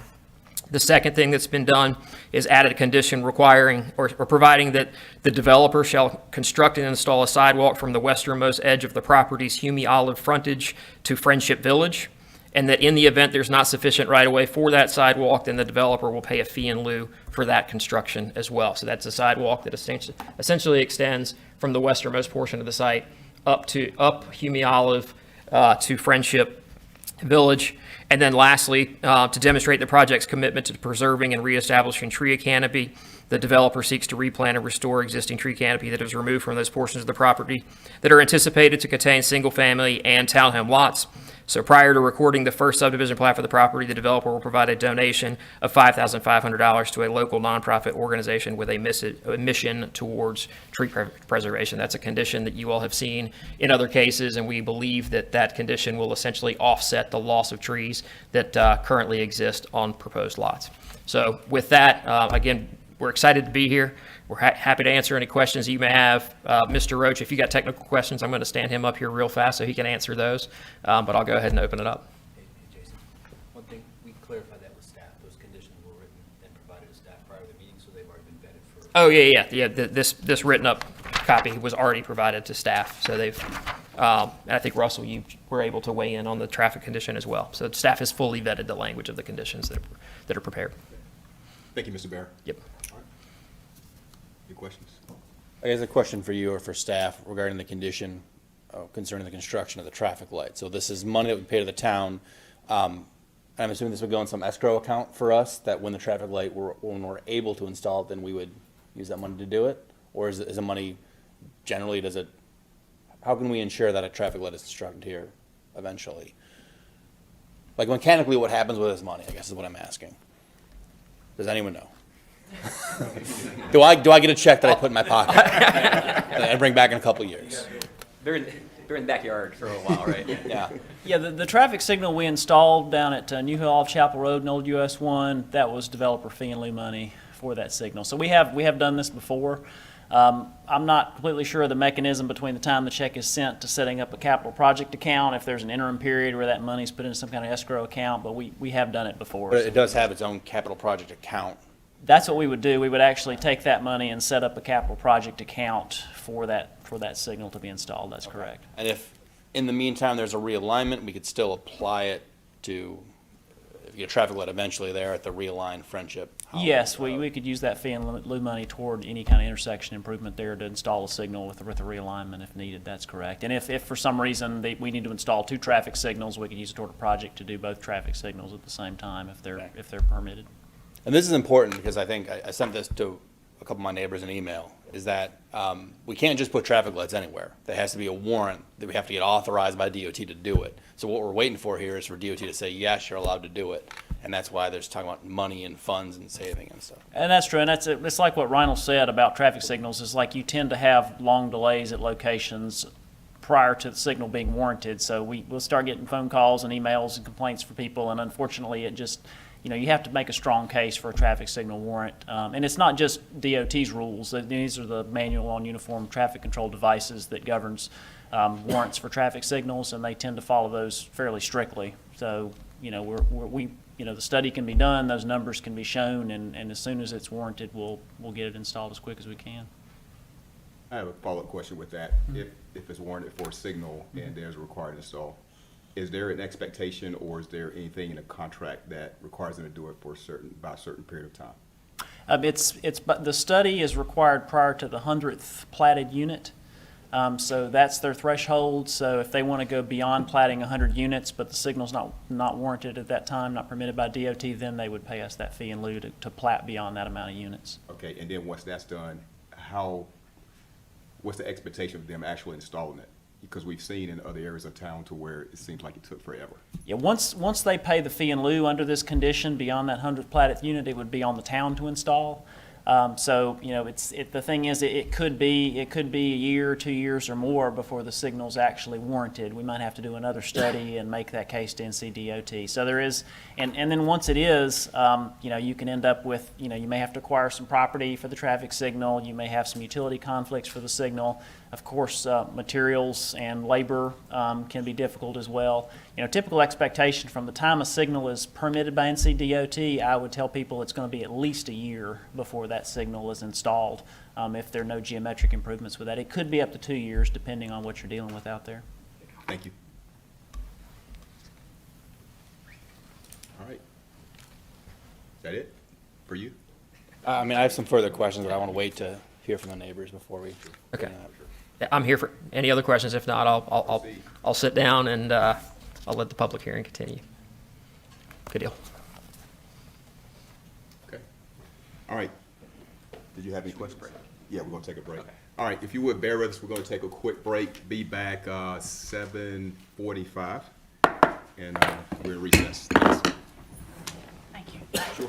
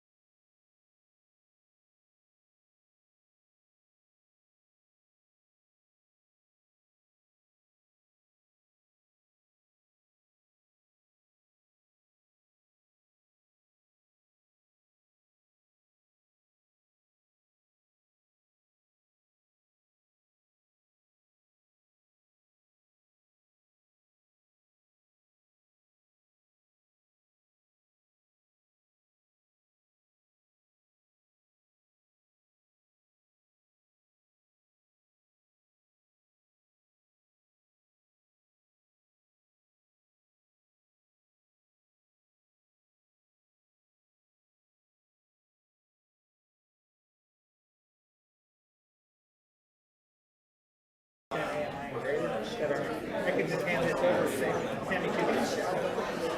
Yeah. Like Brett said, it's not gonna be a problem to find out. No. You have 200 people lining up for market rate out there right now. 100 grand off. So I see what everything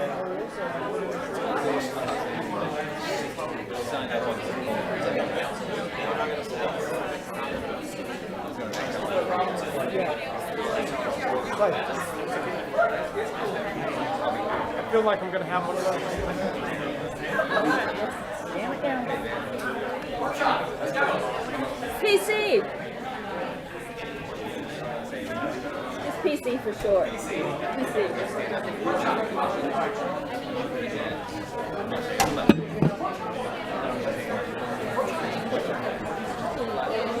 On the what?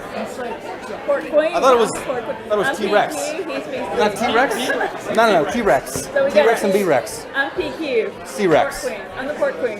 PQ, PC.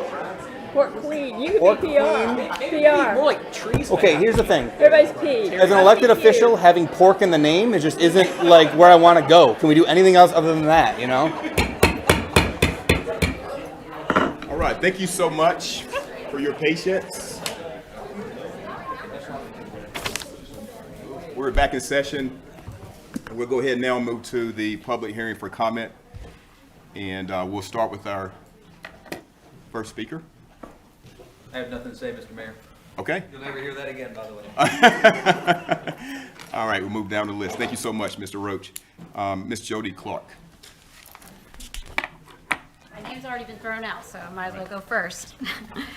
Hi, I'm Jody Clark. I live on Vasari Drive, and I have a packet here that has been handed out, and I'd like to draw your attention to Site Drive 2, which is that southern entrance on Holland Road. This is that right in, right out only. And what that means is the people leaving this commercial site actually have to drive through this neighborhood to head north along Holland Road. And as they're driving through that neighborhood, they're being directed right up to my street, Vasari Drive. It's more like a funnel instead of a zigzag, which was what was said before. And it's my concern and my neighbors' concerns that we're going to see significant cut-through traffic. So our request is to have traffic calming put throughout this neighborhood.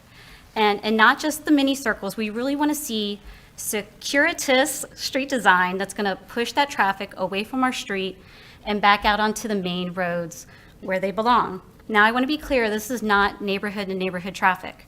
This is commercial traffic we're concerned about coming down our street. And we have a ton of very, very small children that still have a lot of growing up to do. And most importantly, we're already dealing with cut-through traffic. And this was recognized by the planning board, and that's why they asked for that signal warrant analysis. People are currently driving through Bella Casa Verona streets so they can get over to Holland and make that left onto Old US 1 so they can get to 540 in downtown Apex. Now, they're doing this to avoid the backups on Hume, Olive, and Evans. Yes, because of the schools, but also there's 2 traffic lights that they're avoiding as well. So this is not just certain times a day. We're seeing it all day long. And it's only going to get worse with the appeal of commercial. And not just any commercial, this is high volume commercial. It's a gas station, it's a drive-through restaurant, it's a convenience store. This is all day and all night commercial. And we believe a majority of it is going to come right down our street. And we're very concerned, we're scared. And so, you know, my neighbors that live on parallel streets, they're already calling the police, they're already dealing with this cut-through traffic, and they're too scared to let their kids play in the front yard. And that is why we are so scared, and that is why I'm here before you today to try to prevent that at all costs, and we can. We're just asking for smart design and responsible growth. That we're not saying don't build, nothing crazy like that. We just really want to try to prevent this before it gets worse, before anybody has to call the police or sign a petition to get speed bumps. Let's actually do good planning now so we can prevent this from happening in the future. That is our main request. And last, I offer you a straightforward solution. I know it's not a popular one, but just don't connect the streets. You know, my street is legally short enough to become a cul-de-sac. It is non-essential. There is no benefit to fire and rescue. And it really just solves all the problems in my mind. I'm an engineer, and sometimes over-engineering is not the way to go. So I wanted to throw that out there. So in summary, circuitous street design, that's a hard word to say, or give us that cul-de-sac. That would be the best case scenario. Thank you. Thank you, Ms. Clark. Nita Hasselhoff.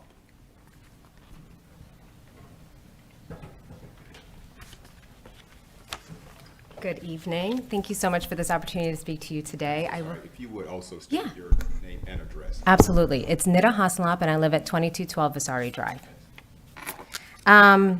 So I'm going to discuss two topics today, but before I do, I want to reiterate that I firmly stand behind everything that Jody shared and everything that Kenton will discuss, and Melissa as well. So the two areas of my concern are garage requirements and berm requirements, and this has been discussed with the developer before, so this is not new. We're just recapping it and asking for it to be put in writing. So on our last neighborhood meeting on November 5th, Gino Ray and team agreed to adding a minimum of 2-car garage, 2-car driveway that will accommodate 2 full-size cars to every unit for single-family and townhomes. I'm asking for this request to be put in writing as a condition to the zoning. The developer and the neighborhood at this meeting agreed that this will help limit street parking. So it was promised, we're just asking for it to be put in writing. The second thing is with regard to the berm. I understand that it was agreed to 3 feet, and we are asking that to be increased to 5 feet minimum with mature trees at time of planting, measuring at a minimum height of 6 feet with a 5 to 6 foot spacing between the trees. The specific type of tree we're asking for are evergreens, such as arborvitaes. We believe this is a reasonable request given the density of the new neighborhood and the commercial space, which will likely create a lot of noise and a lot of light. We believe that a 5-foot berm with mature trees will do a really good job of shielding us from light and noise. So in conclusion, the two things that we're asking for is a 2-car garage for every unit and a 5-foot berm minimum with mature trees at time of planting. Thank you. Thank you, ma'am. Melissa McGurk.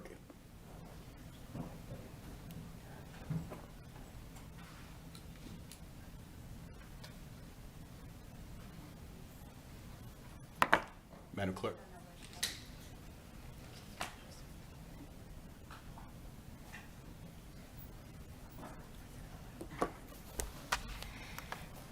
So while those are being handed out, I am Melissa McGurk. I live at 2216 Vasari Drive.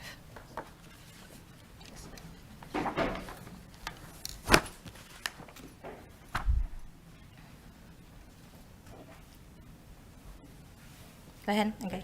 Good evening. We work jointly with our Vasari Drive neighbors, and we support their statements as well as others as seen in our full statement to the town council. I'm speaking on behalf of my husband and I.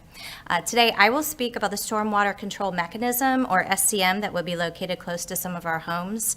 For your background, when my husband and I were looking for homes to buy, we didn't even look at one that was close to an SME.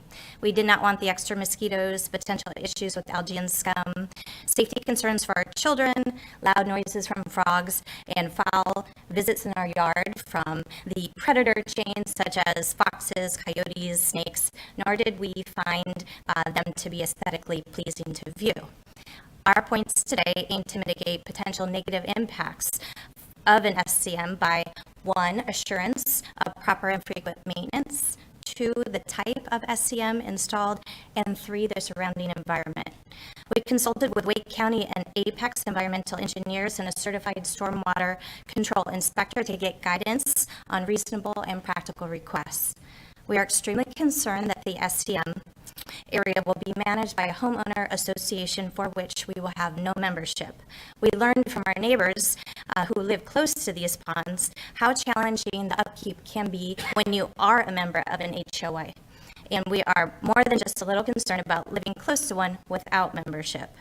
So to help alleviate our concerns about proper maintenance, we ask you to require the future HOA as part of their contractual obligations to hire a certified SCM inspection company, not a landscape company, to make monthly maintenance visits for the life of the SCM rather than just the required annual inspection. We understand that the environmental engineers will determine what SCM options can be installed. Thus, we ask you to submit our preferences along with the explanations and justifications provided in our handout to the Apex environmental engineer so that they can work with the developer to consider our requests. Our preferences for type of SCM are as follows. 1, bioretention cell, 2, wet pond, and last, wetlands. Our first choice is to have a bioretention cell because if installed and maintained properly, the option would nearly eliminate the nuisances and health concerns that stem from mosquitoes and their predator chain, as well as water safety concerns because there would be no standing water beyond a few days. Our second choice is to have a wet pond installed with a properly sized fountain to circulate the water, a fence around it, and a safety shelf at the bottom to help keep children safe. You're smiling, I know you hear that a lot. Yes, we prefer the wet pond to the wetlands because a wet pond's water depth is easier to maintain and deeper water means less mosquito breeding, thus less predators. Finally, we ask for a robust mosquito deterring ecosystem by adding specific vegetation, fish, and insect species. These requests are in our handout. Thank you. Thank you.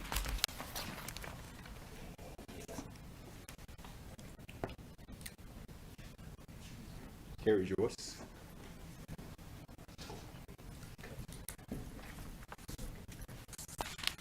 Hello. I provided this really exciting handout. There we go. We can take a look at that. My name is Carrie Joyce. I live at 2140 Vecchio Lane, and that is in the Villa Casa subdivision, which is adjacent to the build. I'd like to call your attention to this document that I shared with you that shows the projected 2045 plan against what the current development build would be. I think when you can take a look at this side by side, you'll see clearly why the residents are concerned. The build is very different from what the 2045 plan was, and it's not what we expected when we purchased our homes. I think some issues that we have here are the density of the number of townhomes that we have. Although the developer has provided more single-family homes, there is still over 100. There are 100 townhomes that are being put in there. As we talked about earlier, there's not the capacity at the schools for that, and even with the middle schools, there will not be that capacity in 5 years. Everybody who has to attend public school, who lives in this area, will then be transporting out through that great intersection, which is my other point. If you can take a look on here, I know we talked about the intersection here, but I also wanted to point out that the turn from US onto Holland is this hairpin turn. It's dangerous. My daughter goes to the high school. I drive her in some days. When I drive back, go through, that traffic backs all the way up to Holland. It goes all the way down there. And the only chance that you have if you're coming out of the intersection if you're turning from Holland to go down to downtown Salem is to wait until that first traffic stops to turn down to Friendship. It's a mess, and it's just going to get worse, and I really am not willing to put my daughter's life at risk when she gets older and starts driving. You can take a look at the 2045 plan, and you'll see that that was accounted for. The 2045 plan has that intersection set as a standard 4-way stop, and I would just ask that that's considered, that that we make sure that this is built safely so anyone who is entering and exiting isn't getting hit. Thank you. Thank you.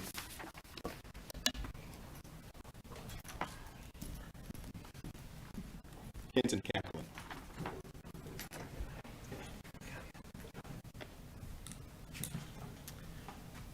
Hi, Kenton Kaplan, 2208 Vasari Drive. Haven't been to a lot of these things, but I got to say, as far as it goes for the amount of development we're trying to shoehorn into this little area, I haven't heard any of our neighbors say, don't do it. I haven't heard anyone say, don't build at all. We don't want anyone coming in. We don't want anyone in our backyard. I think everyone understands that that land is going to be developed and the need for that development someday. One of the things we've been very, very clear on from the beginning is just the sheer volume of density that goes in there. When the developer first came to us with their original plans, they had 119 homes in there. 119 was kind of the magic number because if they went any more than that, it would be classified as high density, and that would be an easy rejection from everyone involved. So they have scaled it back. It's now 110 homes, which puts you at about 6.5 units per acre. While that does technically meet the medium density definition, that is maxed out medium density. So we're really putting as many homes as we can into that area. Just by a point of comparison, the Evans Road Assembly project, that this town council recently reviewed and approved. That had a density a little under 3.5. It was 115 homes over 34 acres. Now we're talking about 2.5 times the number of townhomes on half the amount of space, twice the density. And so really our ask to them, to the developer from the beginning, was very clear. Can we just cut down on the number of townhomes? We can still have the commercial development off of Old Highway 1. We can still have townhomes that feed into single family that then feed into Bella Casa. So we can still stick to the original plan. We can still stick with all the work that's been done, but instead of 100 townhomes and 10 single family, which is being proposed, can we make it 50 townhomes and 25 single family? Can we balance it so that the bright neon yellow you see in the middle there gets pressed down a little bit more, and we have a bit more of a buffer of the single family development feeding into Bella Casa. Helps alleviate some of the pressures you've heard about traffic and schools and whatnot. Doesn't fix them, but it does just a little bit to help alleviate that, and it keeps us from having to bump elbows and just cramming as many people as we possibly can into that little land. With that, I just want you to thank you and consider maybe asking them to reduce the number of townhomes they put in there. Appreciate it. Thank you, Mr. Kaplan. All right, that's the last speaker signed up on our public hearing sign-in sheet, so we'll go ahead and close public hearing period for comments. And it's back now for discussion with council. Any follow-up questions?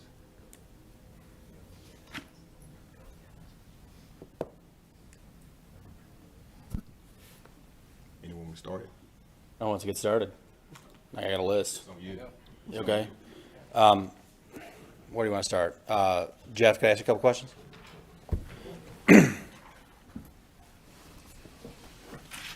So we just heard a bunch of concerns from our neighbors here in Bella Casa. And I think I'm going to start with the SEM issue, because you and I had a conversation the other day about it. I think I want to say I agree with everything that I heard, that, those are all good suggestions. Clearly, was it Jody or Melissa? That was Melissa. Yeah. Clearly, Melissa's done her research and Absolutely. and learned a lot about here. And as I spoke to you, and I've said to some of my neighbors that the difficulty is some of the stuff is hard to incorporate as a zoning condition. Right. So what can you say in response to that, to my neighbors, about what's going to happen with this SEM? And what can be a zoning condition, what can't be? So we follow the North Carolina, BMP design manual anyway. So we always pick the best SEM for what's adjacent to us, whether it's single family, it could be an industrial site downstream. We look at what's next door. We look at what our development is. So she hit the two that we always go with. We always go with either a wet pond, I say always, a wet pond or a wetland. Each of them have benefits, one or another. I'm okay doing a wet pond. I work with Jessica at Environmental Services all the time in our pond designs. So I would love to get whatever Melissa just gave to you guys to make sure that I have that incorporated. Like you said, it's very difficult for me to make that into a zoning condition because it's already in the North Carolina BMP design manual. It's on record. I'll have the information, so when we go through our landscape plans to design the pond, we'll know what type we're using. We know what type of plantings to use from her research. I'm perfectly fine doing it. So I think her points are great. From a stormwater guy, I've been doing this 25 years and I started in stormwater. Absolutely. I'll take people's recommendation all day to make things better. There were some specific requests in there concerning mosquito control, I think, which are difficult to incorporate as a condition. Planting materials. Planting materials, yep. and so are you verbally committing to doing those, even if we can't make it a zoning condition? Well, I think the planting materials are actually in the town's design manual anyway, and the selection, I'll commit tonight to go through her list of I can't say I'm gonna use all of them, but to go through and pick off of her list and say, yeah, those are, anti-mosquito type plantings. Absolutely. I don't have any problem doing that. I'll just speak for a second. Jessica Boland, Environmental Engineering Manager. So we have, the town has adopted the North Carolina Stormwater Design Manual as our design manual, and we would accept any SCM, a biocell, wetland, or wet pond, and they're all the plantings are laid out. Like the developer or the engineer can choose which plantings he wants to put around the perimeter, and the densities are all specified there as part of the design, with the idea to keep mosquitoes out, to attract dragonflies that would eat the mosquitoes and things like that. Yeah. So I just wanted to say that part. And also I can mention also with the maintenance, I know there was a concern there. So we have, it's a requirement that the developer would put an O&M agreement would be recorded with Wake County, and so they would say that this is going to be maintained in perpetuity with the signing of that. And then eventually that would get transferred to the HOA or whoever, which piece actually owns the SCM. And that involves quarterly maintenance, and we require the maintenance records to be submitted along with the annual inspection report, which is sealed by a design professional. So it's not just a landscaper necessarily that's going to be, left on his own there to do something. So it's actually a whole process that we have, and we have 500 SCMs in town, and so that's what we require on every single one of them. And it's worked well. We actually have staff that follow up on the O&M agreements themselves. So. Well, I think the request was for monthly maintenance, not quarterly. And that could be, it could be something that could be increased, so, but we do, as of right now, the standard is quarterly. Right. I think that came from, in our neighborhood in Bella Casa, we do have a contract with an SCM maintenance, I forget the name of them, but I was on the board for a while, and we contract someone monthly to come out and do it. Is that something that could perhaps be a zoning condition that the HOA set up here would be required to have a monthly maintenance contract? I don't think I want to put anything on the HOA that's going to be a monthly requirement. I mean, every 3 months. As an SCM inspection guy anyway, I'm licensed to do them. I do them for the town, for a couple here in town, not for the town, but I provide the reports to the town. The landscape, the maintenance of those, of the SCMs on a quarterly standpoint, they're going out at the change of every season. So I think that's plenty of time. Putting a burden for once a month on your subdivision, on anybody's subdivision at this point in the game, I think is a little early. And then of course it also goes to what SCM is selected. This is not a good site for a bioretention cell simply because of the size of it. Biocells, when they fail, are very, very, very expensive to replace. So we try to go with the wet ponds or the wetlands instead. It takes a little time for them to grow in, and what you'll see is in the first probably 2 to 3 years, once it's converted, it'll take a lot more maintenance, but once you get them under control and the plants that we want growing take hold, they work great. They keep mosquitoes away. Like Jessica said, you pick the right plants. So I think having them as a monthly commitment is a bad thing to do. I think the quarterly, as required by the town anyway with the O&M agreements, is right in line with what should be done. So, and it doesn't require us to do a whole bunch more language in our zoning as well. We just say, hey, look, the town has a standard in place already. We want to follow the town standard. It makes it easy for an HOA not to have some crazy once a month, an additional inspection on top of it. I will say we followed, we modeled our O&M agreement after the state O&M agreements. Right. And that's what we've always followed. One point before. Can I follow up before she leaves, or before your next question? Oh, I was going to follow up about the Okay. bioretention cell.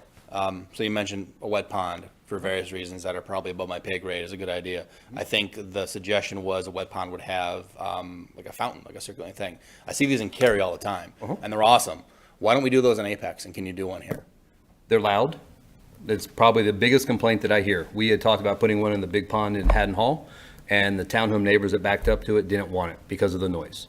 So We have one in the VOA and it's loud. yeah, right behind Bradley Commons and the Southern Peak.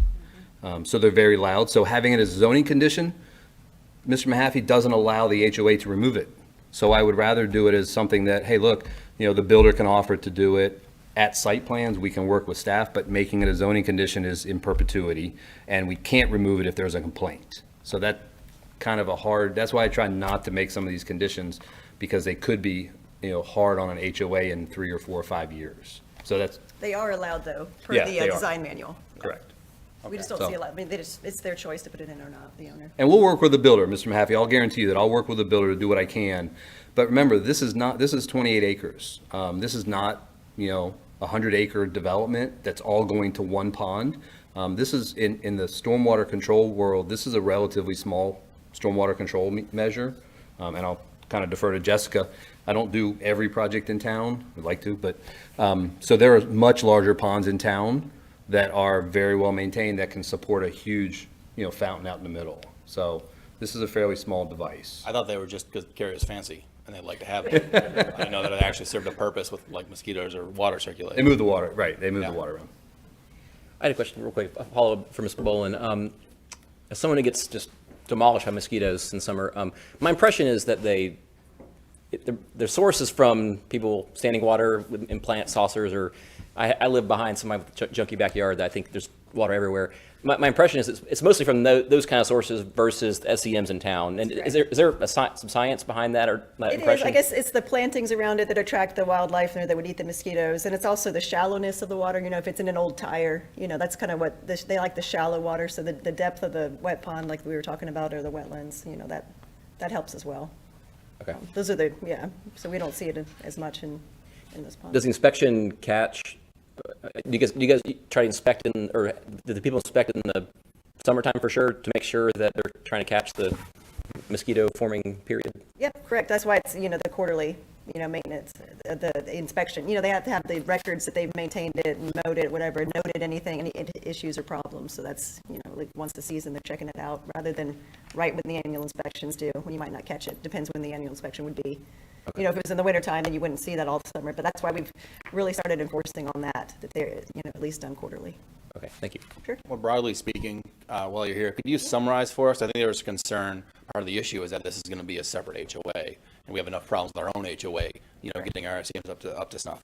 And having another layer there is even more difficult. So I guess the town is the overriding authority here. Can you summarize for us? You mentioned a couple of times there's inspections. What exactly is the town's authority here for recourse if we find something to be deficient? If someone calls us up, you know, how can we say to these neighbors that, okay, listen, this HOA might not, if they don't handle it, call us and we'll do something. Absolutely, yes, because ultimately the town is responsible from the state. So if something were to like just go unmaintained and be a total issue, failed inspection, and the HOA was out of it, we never heard from them, you know, that ultimately the town would be responsible. So what we've done is in our ordinances, you know, we have a notice of violation process up to a civil penalty process where the town would assess penalties up to $100 per violation per day, which we've done in the past, you know, for non-compliance with that. So, you know, that would fall to the town to enforce on. And we've done it several times. You know, we maintain really good compliance, but that is there for those reasons. To make we have sure the authority to actually go correct a problem and then bill them? Yes, that's exactly right, yeah. So that's the We've just never gotten to that issue, to that point, but we do have the authority to do that, you know, with the collection of the civil penalties.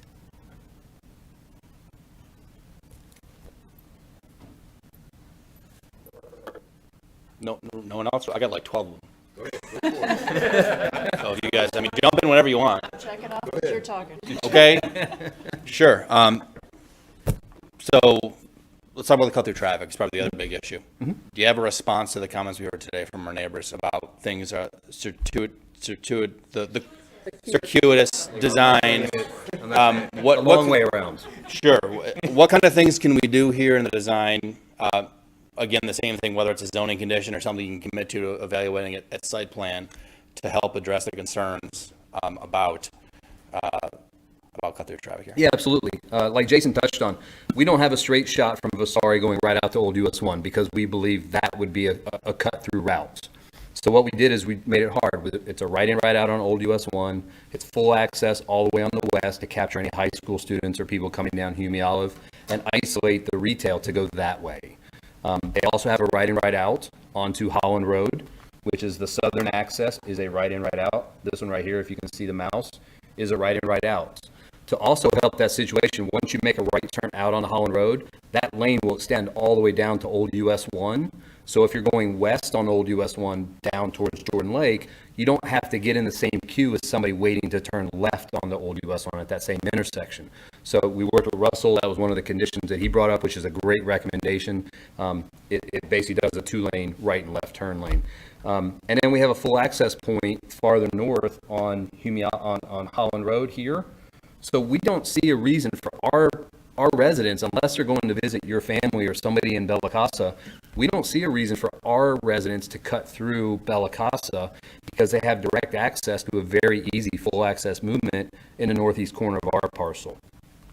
Also looking holistically, if somebody comes out at 7:30 in the morning and they understand that Old US 1 is hard to get out on, they're going to go north on Holland Road and get up to Kelly Road, and then they can go north or south and have a traffic controlled access point either up at 64, down at US 1 at Kelly Road. So they've got plenty of other options to get out as well instead of trying to cut through Bella Casa. Kelly in US 1's a disaster too, just so you know. That's where I go every day. Yeah. Right, and it's eventually going to get realigned too through West Village, and it'll have the roundabout there in West Village and stuff. So, but there's multiple options, and that's what we look at from a design standpoint. And with Rhino is trying to figure out, put myself in the driver's seat. How am I going to get in and out of this site?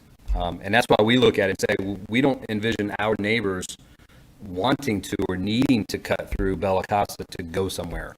Because they can go north through Kelly Road up to Apex Barbecue. They can go west very easily, Holland Road, west on Old US 1. They can go out to Humial. I think the concern isn't your neighbors. I think the concern is people coming to the commercial amenities here might instead of going to one of the full access movements, it might say, oh, it'll be easier to go through Bella Casa and cut down through Vasari. Well, and I think there's a couple of ways to look at it. One is, what's the easiest way and what time of day is it? If you go out Manzoni, instead of coming down Vasari into the neighborhood, you can go out Manzoni to Holland Road, come Holland Road south if you're going to the commercial portion, and come in the right in, right out, which is basically following this path right here, Mr. Maffey, coming down here, coming in this right in, right out, and boom, you're right into the retail portion. So we've tried to put ourselves in that position as to how am I going to get here. If I'm west on Hume Olive, I'm coming to the full access movement that's on Hume Olive because I'm going to the retail. I'm going to one of the out parcels. So, what people in Bella Casa, how they're going to get through, everybody's going to pick how they want to go. Some want to go through the neighborhood. They want to take their time. Others want to whip out to Holland Road and go whipping down Holland Road at 40 miles an hour and get there. So I think we've given them plenty of different options on which way to go. But there again, not focusing them all having to cut through Bella Casa is the key. Having to come up Vasari is the key. That's not the only way in. Can you address the concern about commercial vehicles?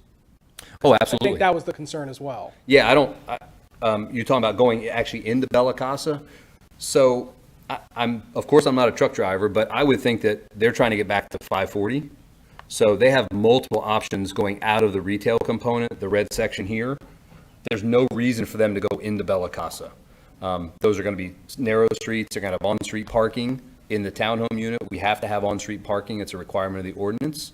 So what will happen is we envision that anybody that is an employee, that is a truck driver, bringing stuff to the non-residential will go out one of two ways, either out to Hume Olive to continue west, because that's full access movement, or they'll come out to the right in, right out here at on Holland Road, come down and go either east or west, depending which way they need to go. They also, and remember, they also have the right in, right out on Old US 1. They have this access point here. So if a truck driver is coming from 540 on Old US 1, they can turn right into the site, boom, they're immediately into the commercial.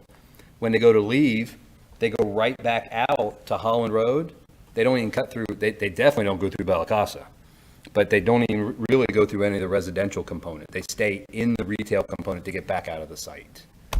And that's just me making an assumption of how I would drive if I were a truck driver, which I don't want to be. And I guess I'm trying to just, at a high level, because we do have this traffic calming program, and as I said to people, like the traffic calming program is typically, it's not, proactive, it's reactive. We take measurements and we see whether to do it. And we can do that stuff when you put rumble strips up or whatever. But at the site plan time, it's like a one chance if there's preemptive stuff that you can do in the design. And I'm not a big fan of this to the crazy thing. Around the way? Yeah, because I've been up to Chapel Ridge, I've talked to them. I'm not a huge fan of the way that worked out. But I do think if there's some common sense things we can do as part of the site design to make this better, to add more horizontal deflections, whatever you want to call it, it really would eliminate that. And one of the things that we don't have at this point, it's not a zoning condition, but that we're going to work with staff is we're already planning an internal, one of the little mini traffic circles right at this point where Vasari dead ends into our east-west road. We're proposing that in our design. That's in our site plan. We've already sketched it into it. But there again, Mr. Mahaffey, that's a very detailed site plan design item, construction drawing item. If you want me to commit to it tonight, I'll commit to it, but I'll just tell you that we're going to work with staff to get it put into the drawings. Russell, you see any problem with having a mini, one of the little minis there at the dead end of Vasari? It's a perfect spot for it. It slows the east-west traffic down, doesn't require stop signs. Without seeing the unit layout, I wouldn't speak to that tonight. Oh, come on, Russell. I'm just kidding. Well, I'll commit that I'll do everything I can to convince Russell that it's a good place to put one. All right, here's a simple one. The two-car garage, two-car driveway thing sounds like something you've agreed to. My iPad died, but is that one of the architectural conditions that are already in there? We had committed to it. I want to say it was a question at planning board, Mr. Mahaffey. If it's not a condition, I have the list of conditions here, and I will add two-car garage units to all the to all the units. We had said that. And that's why, every unit will have a 2-car garage. We're going to park. I would And feel. I apologize, because we did say that in one of our meetings, and I don't know why it didn't get added into the list of conditions. But yeah, Mr. Mahaffey, that's a great point. Amanda, I'll add that to my list of additions. Okay. I'm confused by that, though, because won't that increase the speed if there's not any cars, if there are fewer cars parked on the road? It will. It's speed calming to have the cars parked on the road. So we will have cars parked, I say on the road. We're required to have guest parking on the site anyway, so there will be parking, whether it's parallel or perpendicular parking throughout the site. So there will be cars parked on the road, not necessarily in the single family section, because with a 2-car garage, remember you have the 2 cars and then you have the width of the driveway as well, so you could technically fit 4 cars on there. But I think in practice, people prefer parking on the street versus in their driveway for these 2-car garage and the 2-car driveway, because and that's usually if you have guests over and stuff, you'll start to fill it all up. So. It's speed calming. I think it becomes a runway when there's no cars there, in my experience. Yeah, I think if it's a 2-car garage and a 2-car driveway, they'll still park on the street before they park in the driveway, especially if you get an alleyway here and they're rear loaded. No, these are all front loaded. This is a front loaded road here and front loaded here. We had at one point an alley, Mr. Mahaffey, but the builder came back and said we were only going to have like 8 of them, and it made it very difficult for the builder that small number of units. It's hard for them to switch between 3 different units: single family detached, front loaded townhomes, single townhomes. They need around 150 and up units to make something like that viable for their marketing and sales. Is that? So what about the berms and the trees? Are we ready to go there or did you have a follow-up to that, Mr. Mahaffey, too? To your question about the parking? I guess if it was an agreed to condition, I'd like to see it in writing. Yeah, I'll put it in writing with staff. I'll write that before, or if staff can write one up that's, okay, I'll write it. Sorry, man, I didn't mean to put you on the spot. Maybe Jason can sit back here while he's listening, write up a quick condition for the 2-car garage. All units will be 2-car garage. And could you speak to the berms? Yes, absolutely. I apologize. I can't go 5 feet because typically a berm has to come up, have a flat spot on top, and then come back down. Those sides can't exceed 3 to 1. So if you do the math, if I go 5 feet, I have 15 feet on the left side, I have 15 feet on the right side, and it brings me to a point at a 3 to 1 slope. So I can't go above 4 feet.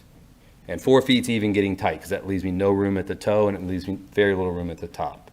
So we put in there to make sure that we're going to do a berm. Minimum height is 3 feet.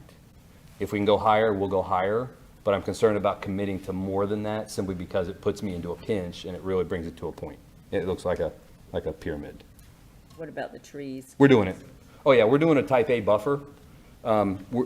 As Jason so eloquently put it, we gerrymandered the buffers on that northern boundary to provide 30-foot type A, 20-foot type A, 20-foot type B. So we have a bunch of different buffers across that northern boundary.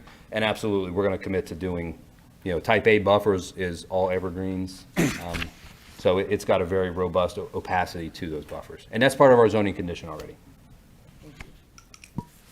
Mr. Roach, can you speak to the review you guys did on the Humi Olive kind of design thing versus the land use map? This was in the 2040. It was actually the 2030 plan as well, I seem to recall. But how you guys compared that with the land use map, and then how these played a role in the project? I don't think the 2030 land use plan and that concept that came with it ever imagined a grocery store in this location. When it switched to the 2045 plan, or even the 2030 plan, had a really large area. I think we ran the numbers, it was something in the range of like 20 acres. Well, 20 acres is big enough to put a 90,000 square foot grocery store, a lot of retail, and really increase the trips.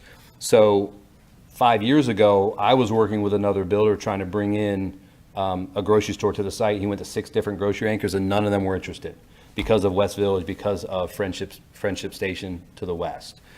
So we backed down from that to do the retail frontage. The single family transition, as Jason talked about, and putting the townhomes, kind of taking the brunt of that that step down. So to me, I look at that and say, yes, they included also the realignment of Holland Road. That picked up some land to the east of Holland Road for additional development and additional retail, so they were able to squeeze the retail down as well. And you'll see, I think they had some neighborhood, like office space, dental, medical office space type uses. We've integrated that into our retail versus just a straight grocery anchor with the pizza place next door. Okay, so it kind of jives, it's transitioning. And now that Bella Casa is in place, I don't think they were in place when that was put together. Now that Bella Casa is in place, we have an active community next to us. So we want to make sure we're protecting them and buffering them as best we can and transitioning to them. And that's why I think the 2030 plan is pretty much outdated. That one's outdated. Okay. Anyone else? I got a ton more. I want to lean into the RCA. Okay. You had a bunch of conditions in there about reducing the RCA. Mm-hmm. Why? So as part of the PUD document, in the ordinance, it allows a reduction up to 10% in the RCA numbers if you include a non-residential component. In ours, we're providing the buffers around the north, we're putting the SCM in the back. The Stroop property, which is the northern piece, was cleared 7 or 8 years ago. So there's no significant vegetation on that property. It looked kind of funny. One of the drawings that staff had was the existing conditions that showed nothing on the Stroop property. It's already been cleared. There is no good RCA on the northern parcel. There's trees along Holland Road, there's trees along Hume Olive, and there's some trees along Old US 1. But there's really no significant vegetation to preserve on the site, other than the boundary. So what we did is we looked at, is it better to go off-site? So we've actually identified a site off-site that will most likely be our RCA. And that's much better. You had talked about quality in one of your emails as well. That's much higher quality than what we have here. This site is an anomaly. It has no streams, no creeks, no wetlands, no buffers, environmental buffers that are associated with the creeks, streams, and wetlands. So this site's kind of an anomaly in Apex. So what we did is we went and found a site that actually has a stream on it and identified it as a possible offsite RCA. I think that's great. I just want as big as an offsite RCA as we can get. Right, and that's why I'll go back to the reduction. So it includes a non-residential component. So the retail component is a 25% RCA number. The residential is typically 30. All we did was you backed them down to make it better on us, so we can do a 25 across the board. We removed the 5% mass grading penalty because we wanted to add more single-family detached on the north to provide more of a transition from the townhomes to the single-family to Bella. So that's why we asked for the reduction in the RCA. We're still doing the offsite RCA. We're still going to meet the ordinance. And it is something that we look at it not only as it's in the ordinance that we have a non-residential component, but we're actually providing additional EAB conditions that are additional environmental concerns for, providing piping to the roof, 25-year stormwater attenuation. We added additional landscape materials to the ponds. We've added, I think, 3 or 4 different species of trees at the EAB meeting. So we added a bunch of environmental conditions in a different way rather than just setting aside what I'll call bad RCA land. So that was the reason, and that's why we did it. I think the non-residential component up and the fact that the Stroop property has no trees on it were kind of my reason for doing that. So I want to clarify something. Yeah. The provision of the UDO, which says you can reduce your RCA if there's a non-residential component, it wasn't my intention for that to be if you have something, a commercial piece on your property that automatically everything goes down to the commercial level. I envision that as being proportional, that, a little bit of commercial, you would get a little bit of reduction, to encourage commercial development. And I see there's a differing interpretation here. The other thing regarding reductions for environmental concessions, fantastic. I didn't mean doggy waste stations. I meant like solar panels, right? So this PUD has no solar panels. And I mean, do I have to get Bill Jensen back up here to start beating on this every day? Like, I feel like we're sliding backwards here, where we're no longer seeing the solar that we did before. And the intention there was to get the reduction in exchange for a couple units of what we used to, get for solar panel. Well, and you're right. And we read that section of the ordinance, and it was very clear. It was add a retail component, or do the following, or add additional conditions in the EAB. Or environmental conditions that you list. Solar panels, I don't remember what the other ones were. I think installation on dams, stuff like that. So we looked at it as, hey, look, we're doing what's right in the area. We're bringing the non-residential component. We're coming into a PUD. We worked tirelessly with CJ to get the affordable housing condition. So there's a pot of money there that the developer has to pull from, and at some point that runs out. And a $250,000 or $220,000 hit on affordable housing, kind of takes away from the ability to offer some of the other things that were asked for 6 months, 9 months, 12 months ago. So we think it's still a reasonable request. I'm only asking for a 5% reduction, and I'm only asking for it in the residential component. The ordinance actually says you can go down 10. I knew none of you guys were going to go for that, so I didn't even approach it. So I went with what was reasonable, which is a 5% reduction. And like I said, I'm only asking for a 5% reduction in the residential component, not the retail. Because theoretically, I could take the retail down from 25 to 15, and I could ask for the commercial to go from 30 to 20. I wasn't going to do that. I respect you guys. I know how important RCA is to you and tree preservation is to you. We also added the tree canopy fee because I know that's something that you mentioned before. So I look at it, we're doing other things other than providing bad RCA land on site. We're going off site, and we're just asking for a 5% reduction in the residential portion. So I think it's a reasonable request from my standpoint. It wasn't something that I was stretching for the moon saying, oh, Terry's going to come back and he's going to knock me to 5%. I know better. I know better than say 10% and I'll go negotiate. Let's just say 5%. It's a reasonable discussion, reasonable ask. Can I get some solar panels? I'm not the builder by any means. I don't know if we can commit to solar panels because of all the other pots we pulled from, but I will tell you, and I don't think I can write this as a zoning condition, we always offer pamphlets. This builder offers pamphlets. He will offer as an upgrade to the home solar panels. They do it for every unit. They offer, do you want solar panels? It's already pre-wired or a pre-conduit to the roof. But at this point I can't. Jason, did you heard anything different about the solar? Yeah, that's because of the affordability and all the other gives that we had. I just want to make sure that he didn't talk to the builder and they say something different. Bill Jensen, 2023. Just don't trade my affordable housing for solar. Listen, seriously, I'm concerned that we're getting these EAB conditions. They're great, but if it's pushing out higher impact stuff, and because we're checking a bunch of other boxes, that to me becomes concerning. I want it to be, prioritized a little differently when we look at this, and maybe we should establish more prescriptive standards for what qualifies for an RCA reduction. All right. On that note, and I'm open for discussions too, Mr. Mahaffey, because I bring enough projects in front of you guys. Yeah. I'd rather know going in what you're looking for. It's easier for me to tell my client, here's what you have to do. Like affordability, it's very easy for me to have that discussion because once the policy is in place, it's in place. So if I know what you guys are looking for from an affordability or whatever it is, I can go to my builder. So, to me, the top line items, the headline is solar panels to provide, green energy and EV chargers, either in your parking lots or EV chargers in the garages that you're providing. Well, remember, because we have a non-residential component, I think it's going to have more than 50 parking spaces. So there are going to be EV chargers in the retail component here. As an asset, if Yeah. you meet that standard. I think it'll meet the standard. And there again, it all depends on who comes in, number of parking spaces as we get farther into the layout. But yeah, I think you'll have EV parking on site anyway. As for internal to the units, every unit's wired for it. I mean, they can be added. I don't own a Tesla. I'm not sure when I will ever. But we don't know which builder is going to do it. Again, it's an option that the builder can supply to the buyers.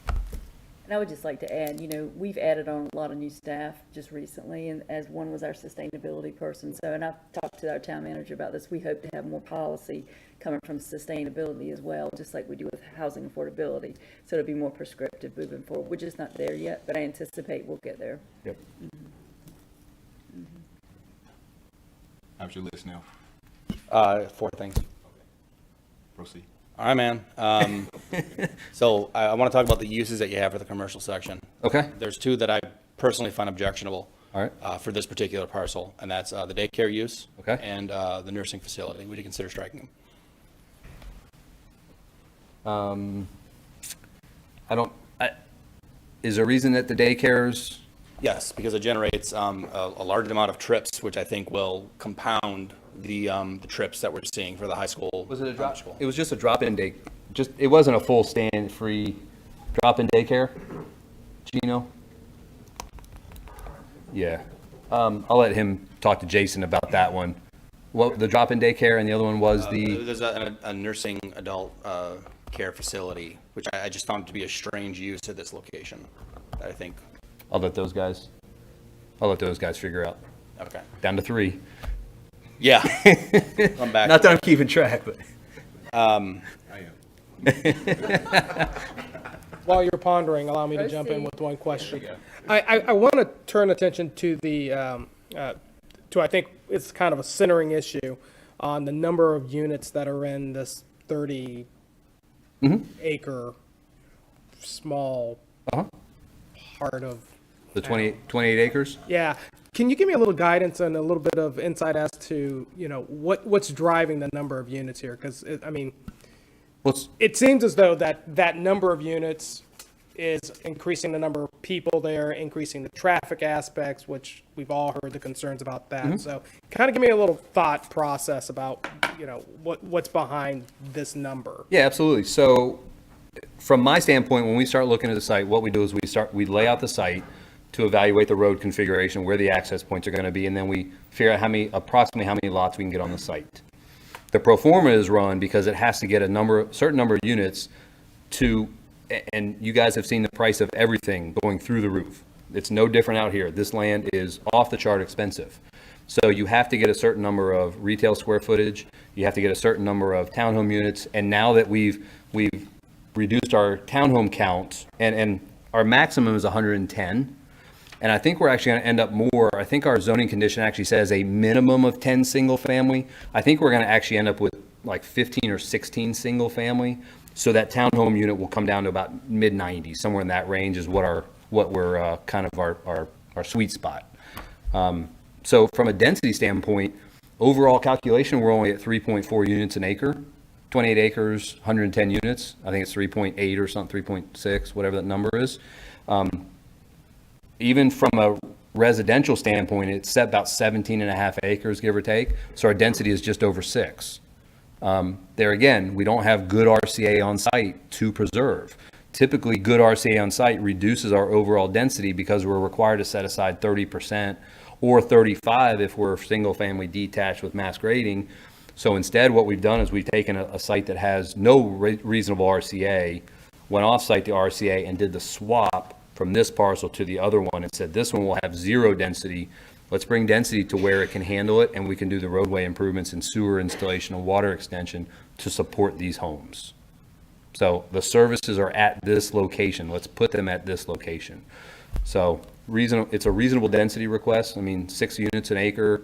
If you're just counting the residential portion, 3.5 if you're doing the overall site calculation, which is a gross density calc, which I think how staff requires us to do it. So we're still well under 4 with our overall density.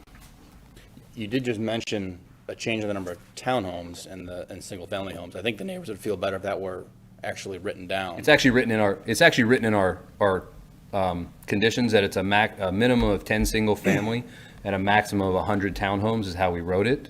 And then we've provided this layout, and I can't read that, but it's 15 or 16 townhome. That's the layout that we're proposing, where those single family across the side, or the single family just south of Vasari. So I don't want to give you an exact number. I don't want to say it's 16, because if I only get 15, again, I've blown my zoning condition. That's why we set it up and said a minimum of 10 and a maximum of 100 townhomes. Townhomes being more objectionable, Bella Casa wanting more single family, so we can go higher. Okay? Okay. Does that help answer, That Mr. Gray? helps Okay. answer Okay. a little. I still feel like that is the intersection of so many of the questions that we're hearing from our neighbors. The traffic issue, the RCA issues. Number of units in there seems to be kind of and it sounds like it's profitable at the number that you're providing. Right. I'm not against profit. Remember, I'm just a dumb engineer. I know. I don't write the pro formas. Just sounds like that's a money issue. And we actually started early on with fewer single family detached, because all we had was that row across the top. So we actually reduced the numbers across the top of single family and moved them across the road. So that required us to reduce the number of townhomes because we didn't change our maximum number of units. When we switched those townhomes to the south side, we kept our maximum at 110. We didn't go up. Even though I've got a layout that can fit more than that, I'm committed to doing 110 units. The builder is committed to doing 110. And that hits his pro forma. Sorry.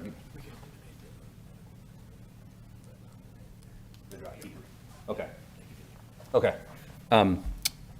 We'll strike the medical, the medical facility. Yes, thank you.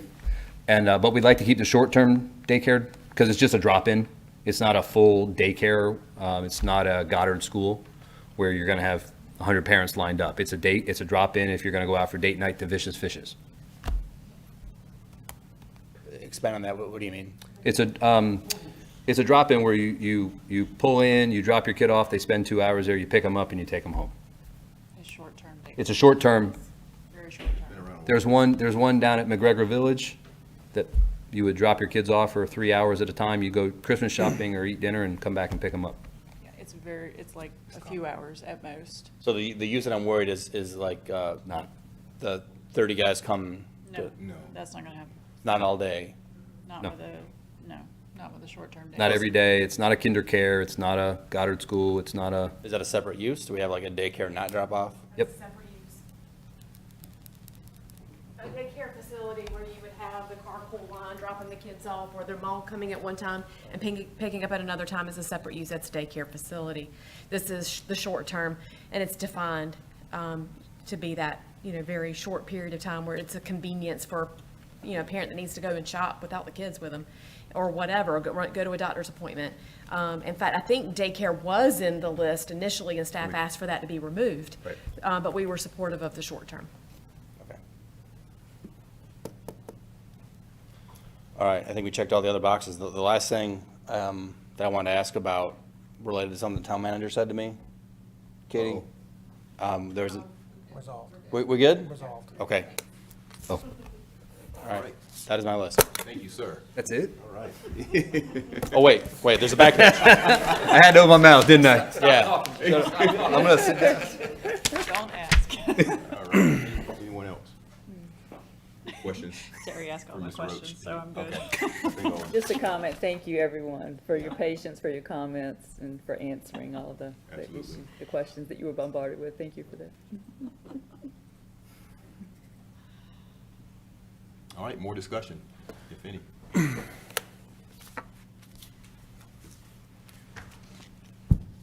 Mayor Pro Tem, you want to kick us off? Yeah, I want to say there has obviously been a lot of communication involved in this project, back and forth, and I greatly appreciate seeing that from both sides, both from the community being willing to talk with the people that are engineering this and guiding this, and obviously working a lot with the town to provide a lot of these conditions. And that's not something we used to see a lot of at all. So we're seeing more and more of that, and I appreciate that very much. As far as like the school capacity issue here, to what Terry was saying earlier, there is capacity within Apex. It's just not right at Friendship. So we've got Salem Middle, we've got Apex Middle, Lufkin Middle that also have capacity here for the middle school piece of this. So the affordable housing piece, I think it's amazing. It's a great step forward for what we need as a town. We are missing the middle piece of housing for people. We're missing capacity for housing, period. But the affordable housing condition, y'all worked really hard on that. I appreciate that. Providing the off-site RCA for this in a better location for a place that doesn't have a lot of tree coverage, I think is a good step as well for the RCA.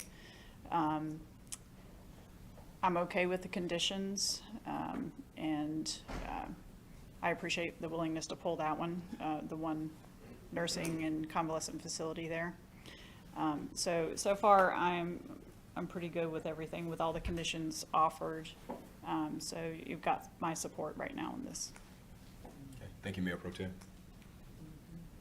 I'll just say ditto, you touched on a lot of things, Mayor Pro Tem, I appreciate that, and I just want to underscore the collaboration between the applicant, the staff, and the neighbors. It's obvious there's a lot of work and a lot of communication, and I appreciate that on everyone's part.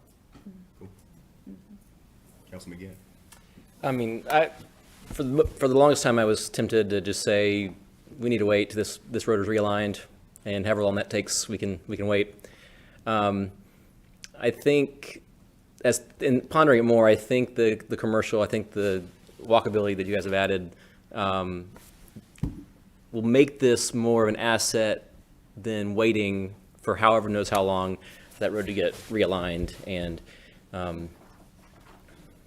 I strongly dislike the Vasari cul-de-sac idea, very much so. We have a connected community here trying to reduce sprawl in this area, and that's, in my opinion, a very bad idea. So I'm glad that's not making it in.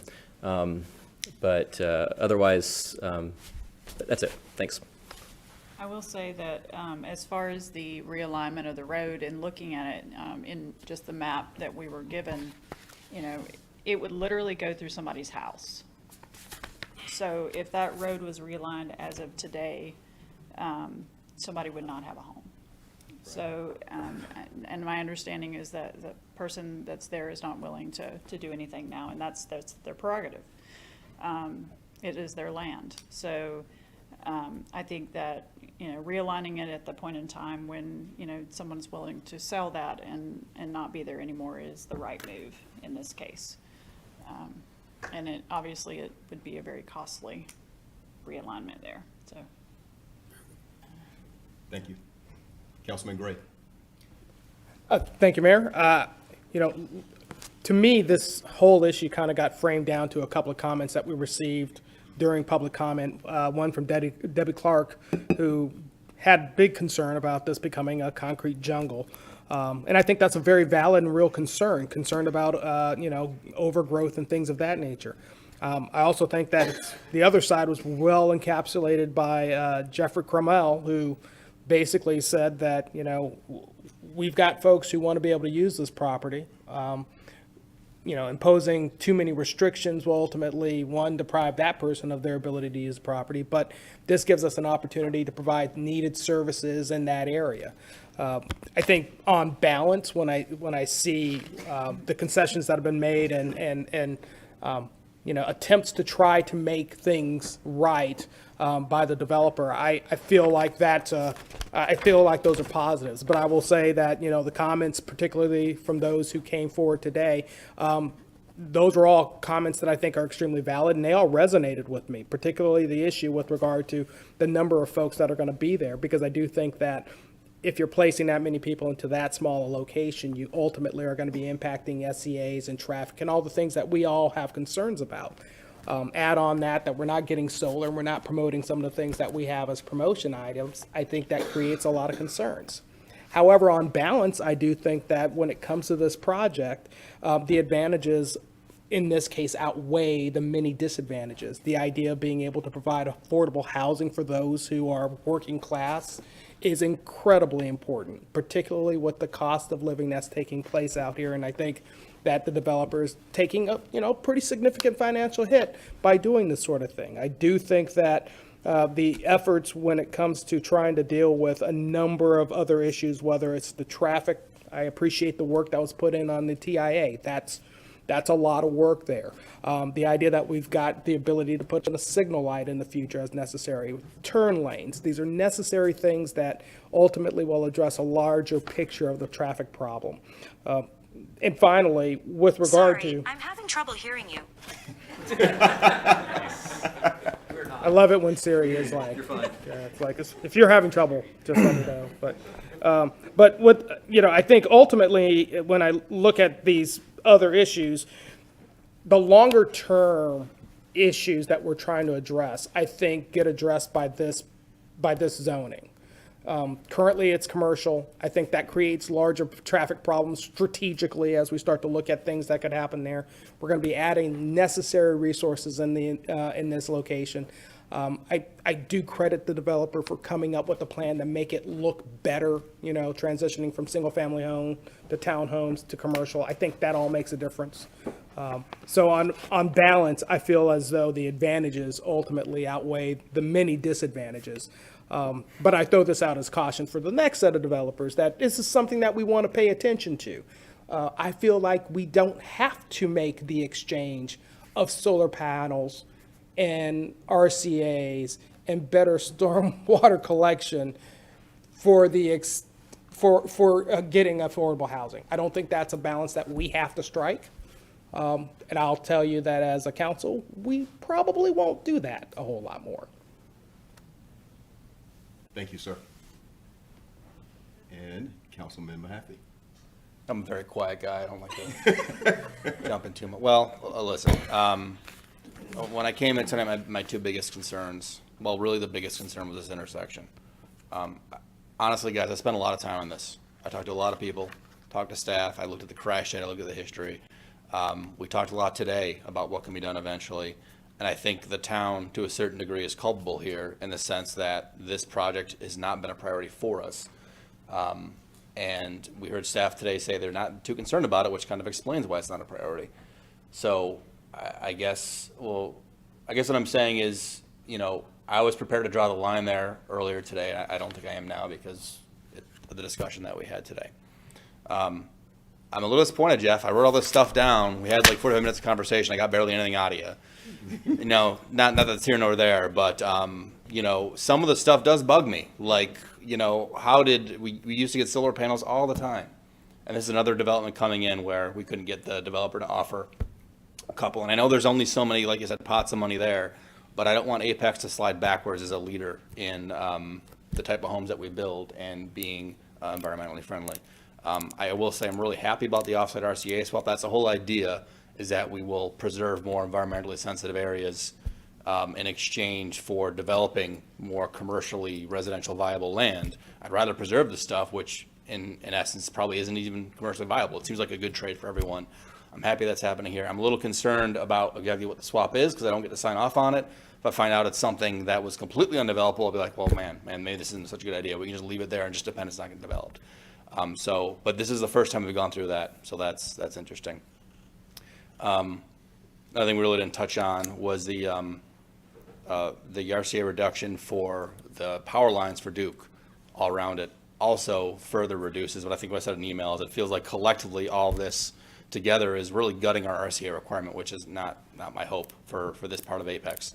I don't know what the final calculation is going to be for what you're going to get from the buffers and from the Duke power lines and how much actually this offsite RCA is. I wonder if it's just going to be like the corner of someone's backyard or something that they're going to plant a tree and call it an RCA buffer. I don't know what it is, but these are unknown. So I'm concerned about the cut through traffic. I think really what tempers it there is I don't think your property is generating most of it. I think it'd be a lot harder on you if I thought you were the one generating it. But I think the issue here is we're going to have people coming from Bella Casa to come to these commercial properties because that's the most direct way. Probably 400 or 500 homes on this. Oh, maybe not that many. But all that side east of Evans is going to wind down through here, and that's going to be a concern for it. And anything we can do in the site plan is a big deal there. So that's where we're at, I guess. And also the amount that I appreciate the tree protection offer. I hope that we can, as a town, develop an ordinance better specifying what this is going to be and the formula used to develop it. I feel like that formula and the formula that's sometimes used for affordable housing contributions for units, $215 or something, a little low. And maybe we need to adjust for inflation this past year or two. When it comes down to what's being offered. And these are, again, things I think it's on the town to write down ordinance. I've been banging that drum for a while. It's going to take longer. It's a little frustrating to me. So that's where I'm at. I'll also add to that, we received quite a few emails on this project from from neighbors, from different people, both in, all of it seemed to be very productive. It was all about, what can we do to make this better? What can we do to make this palatable to everyone? And, I appreciated that, that input. Yeah, and this is certainly the engagement we want to see as a community. People getting involved and speaking out. So thank you for coming out tonight and all the emails as well. I'll just add to this. I think it was a great collaboration, and I remember having conversations with many about this, but I think you guys went through many different revisions to try to meet everyone and their concerns. So I think every concern here tonight was addressed, and I'm excited about that, impressed with it, in fact. So it's time to move forward, and I'll make a motion to approve. Okay. With all the extra conditions added. We have the 3 conditions that we typed up prior to, and we have a 4th, which is every residential dwelling shall have a minimum of 2-car garage. And we'll sign that and execute and give that to staff after the meeting. How do we work striking the use? I think staff, Right, just remove the use nursing home and convalescent facility. I'll give it to staff. I'll write it up and give it to staff. okay, we have a motion. Write it up. Is there a second? Second. Second, great. Any further discussion? All right, all in favor say aye, opposed no. Aye. Aye. That passed unanimously. Thank you, everyone. Thanks, everybody. Sorry for taking so long tonight. Okay, Manager Purvis, you wanted to go into closed session first. Okay, all right, very good. Just want to make sure. For the new business? Yes, that's right. I'll wait till yeah. Oh. We're not gonna move there yet. I gotta get updates from Katie, but then. Yeah, that's good. Yeah, I'll keep you posted if I hear anything. I'll keep you posted if I hear anything more. Updates first? Yes.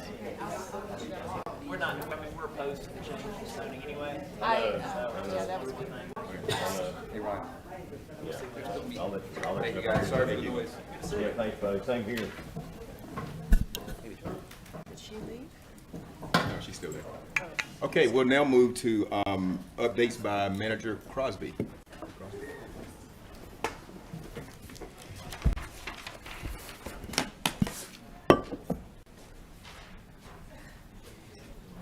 I guess my updates aren't that popular.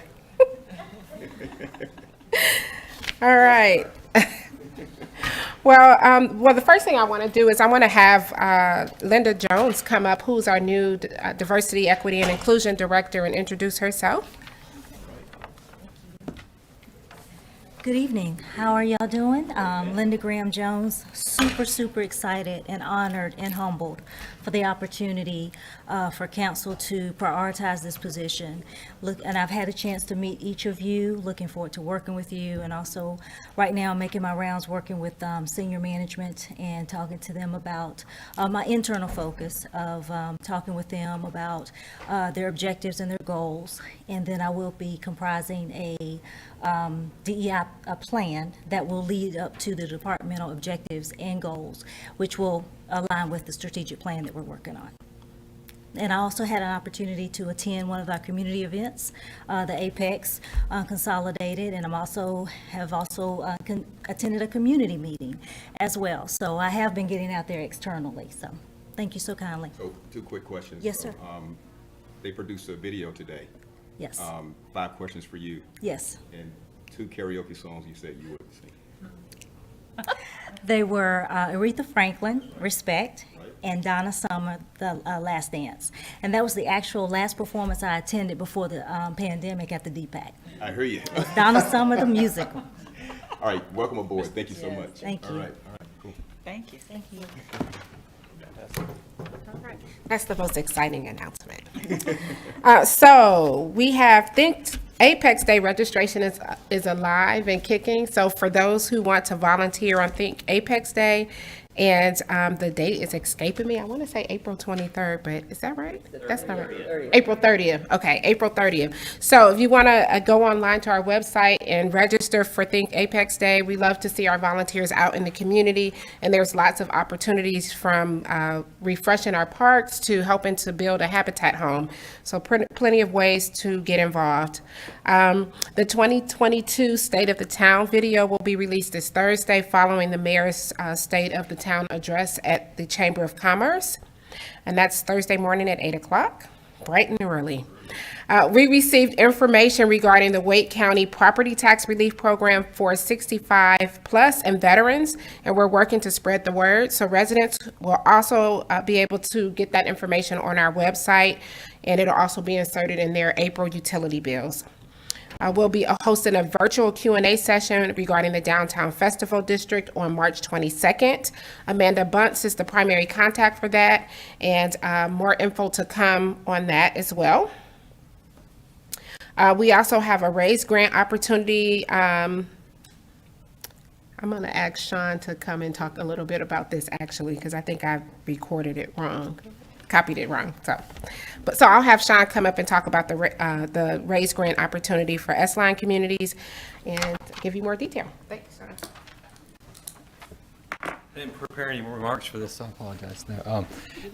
No, I'm good. Thank you. No, real quick, just wanted to give you an update. And Mr. Gannett, you've been involved in this on it. So the S-Line, that's our rail line right out here. I guess NCDOT and the Virginia Department of Transportation are working to purchase that line for potential commuter rail. Right now, they're seeking out a raised grant. So that's what used to be the Tiger grants. These are large transportation project grants, very transformational, and they're looking at intercity and commuter stations and spots along the line, including Apex. So they'll be looking for a commitment from Apex financially to be part of that grant. They're only asking at this point $30,000 in terms of that commitment. It's something that we feel would benefit this project as a whole. We've been committed to this project since the beginning with other contributions, and so we would recommend continuing to do that, and we would include that money in the budget. We have to get the letter out before then, but we can fit that in the budget and feel that it'll come for you at that time and feel that it's worthwhile.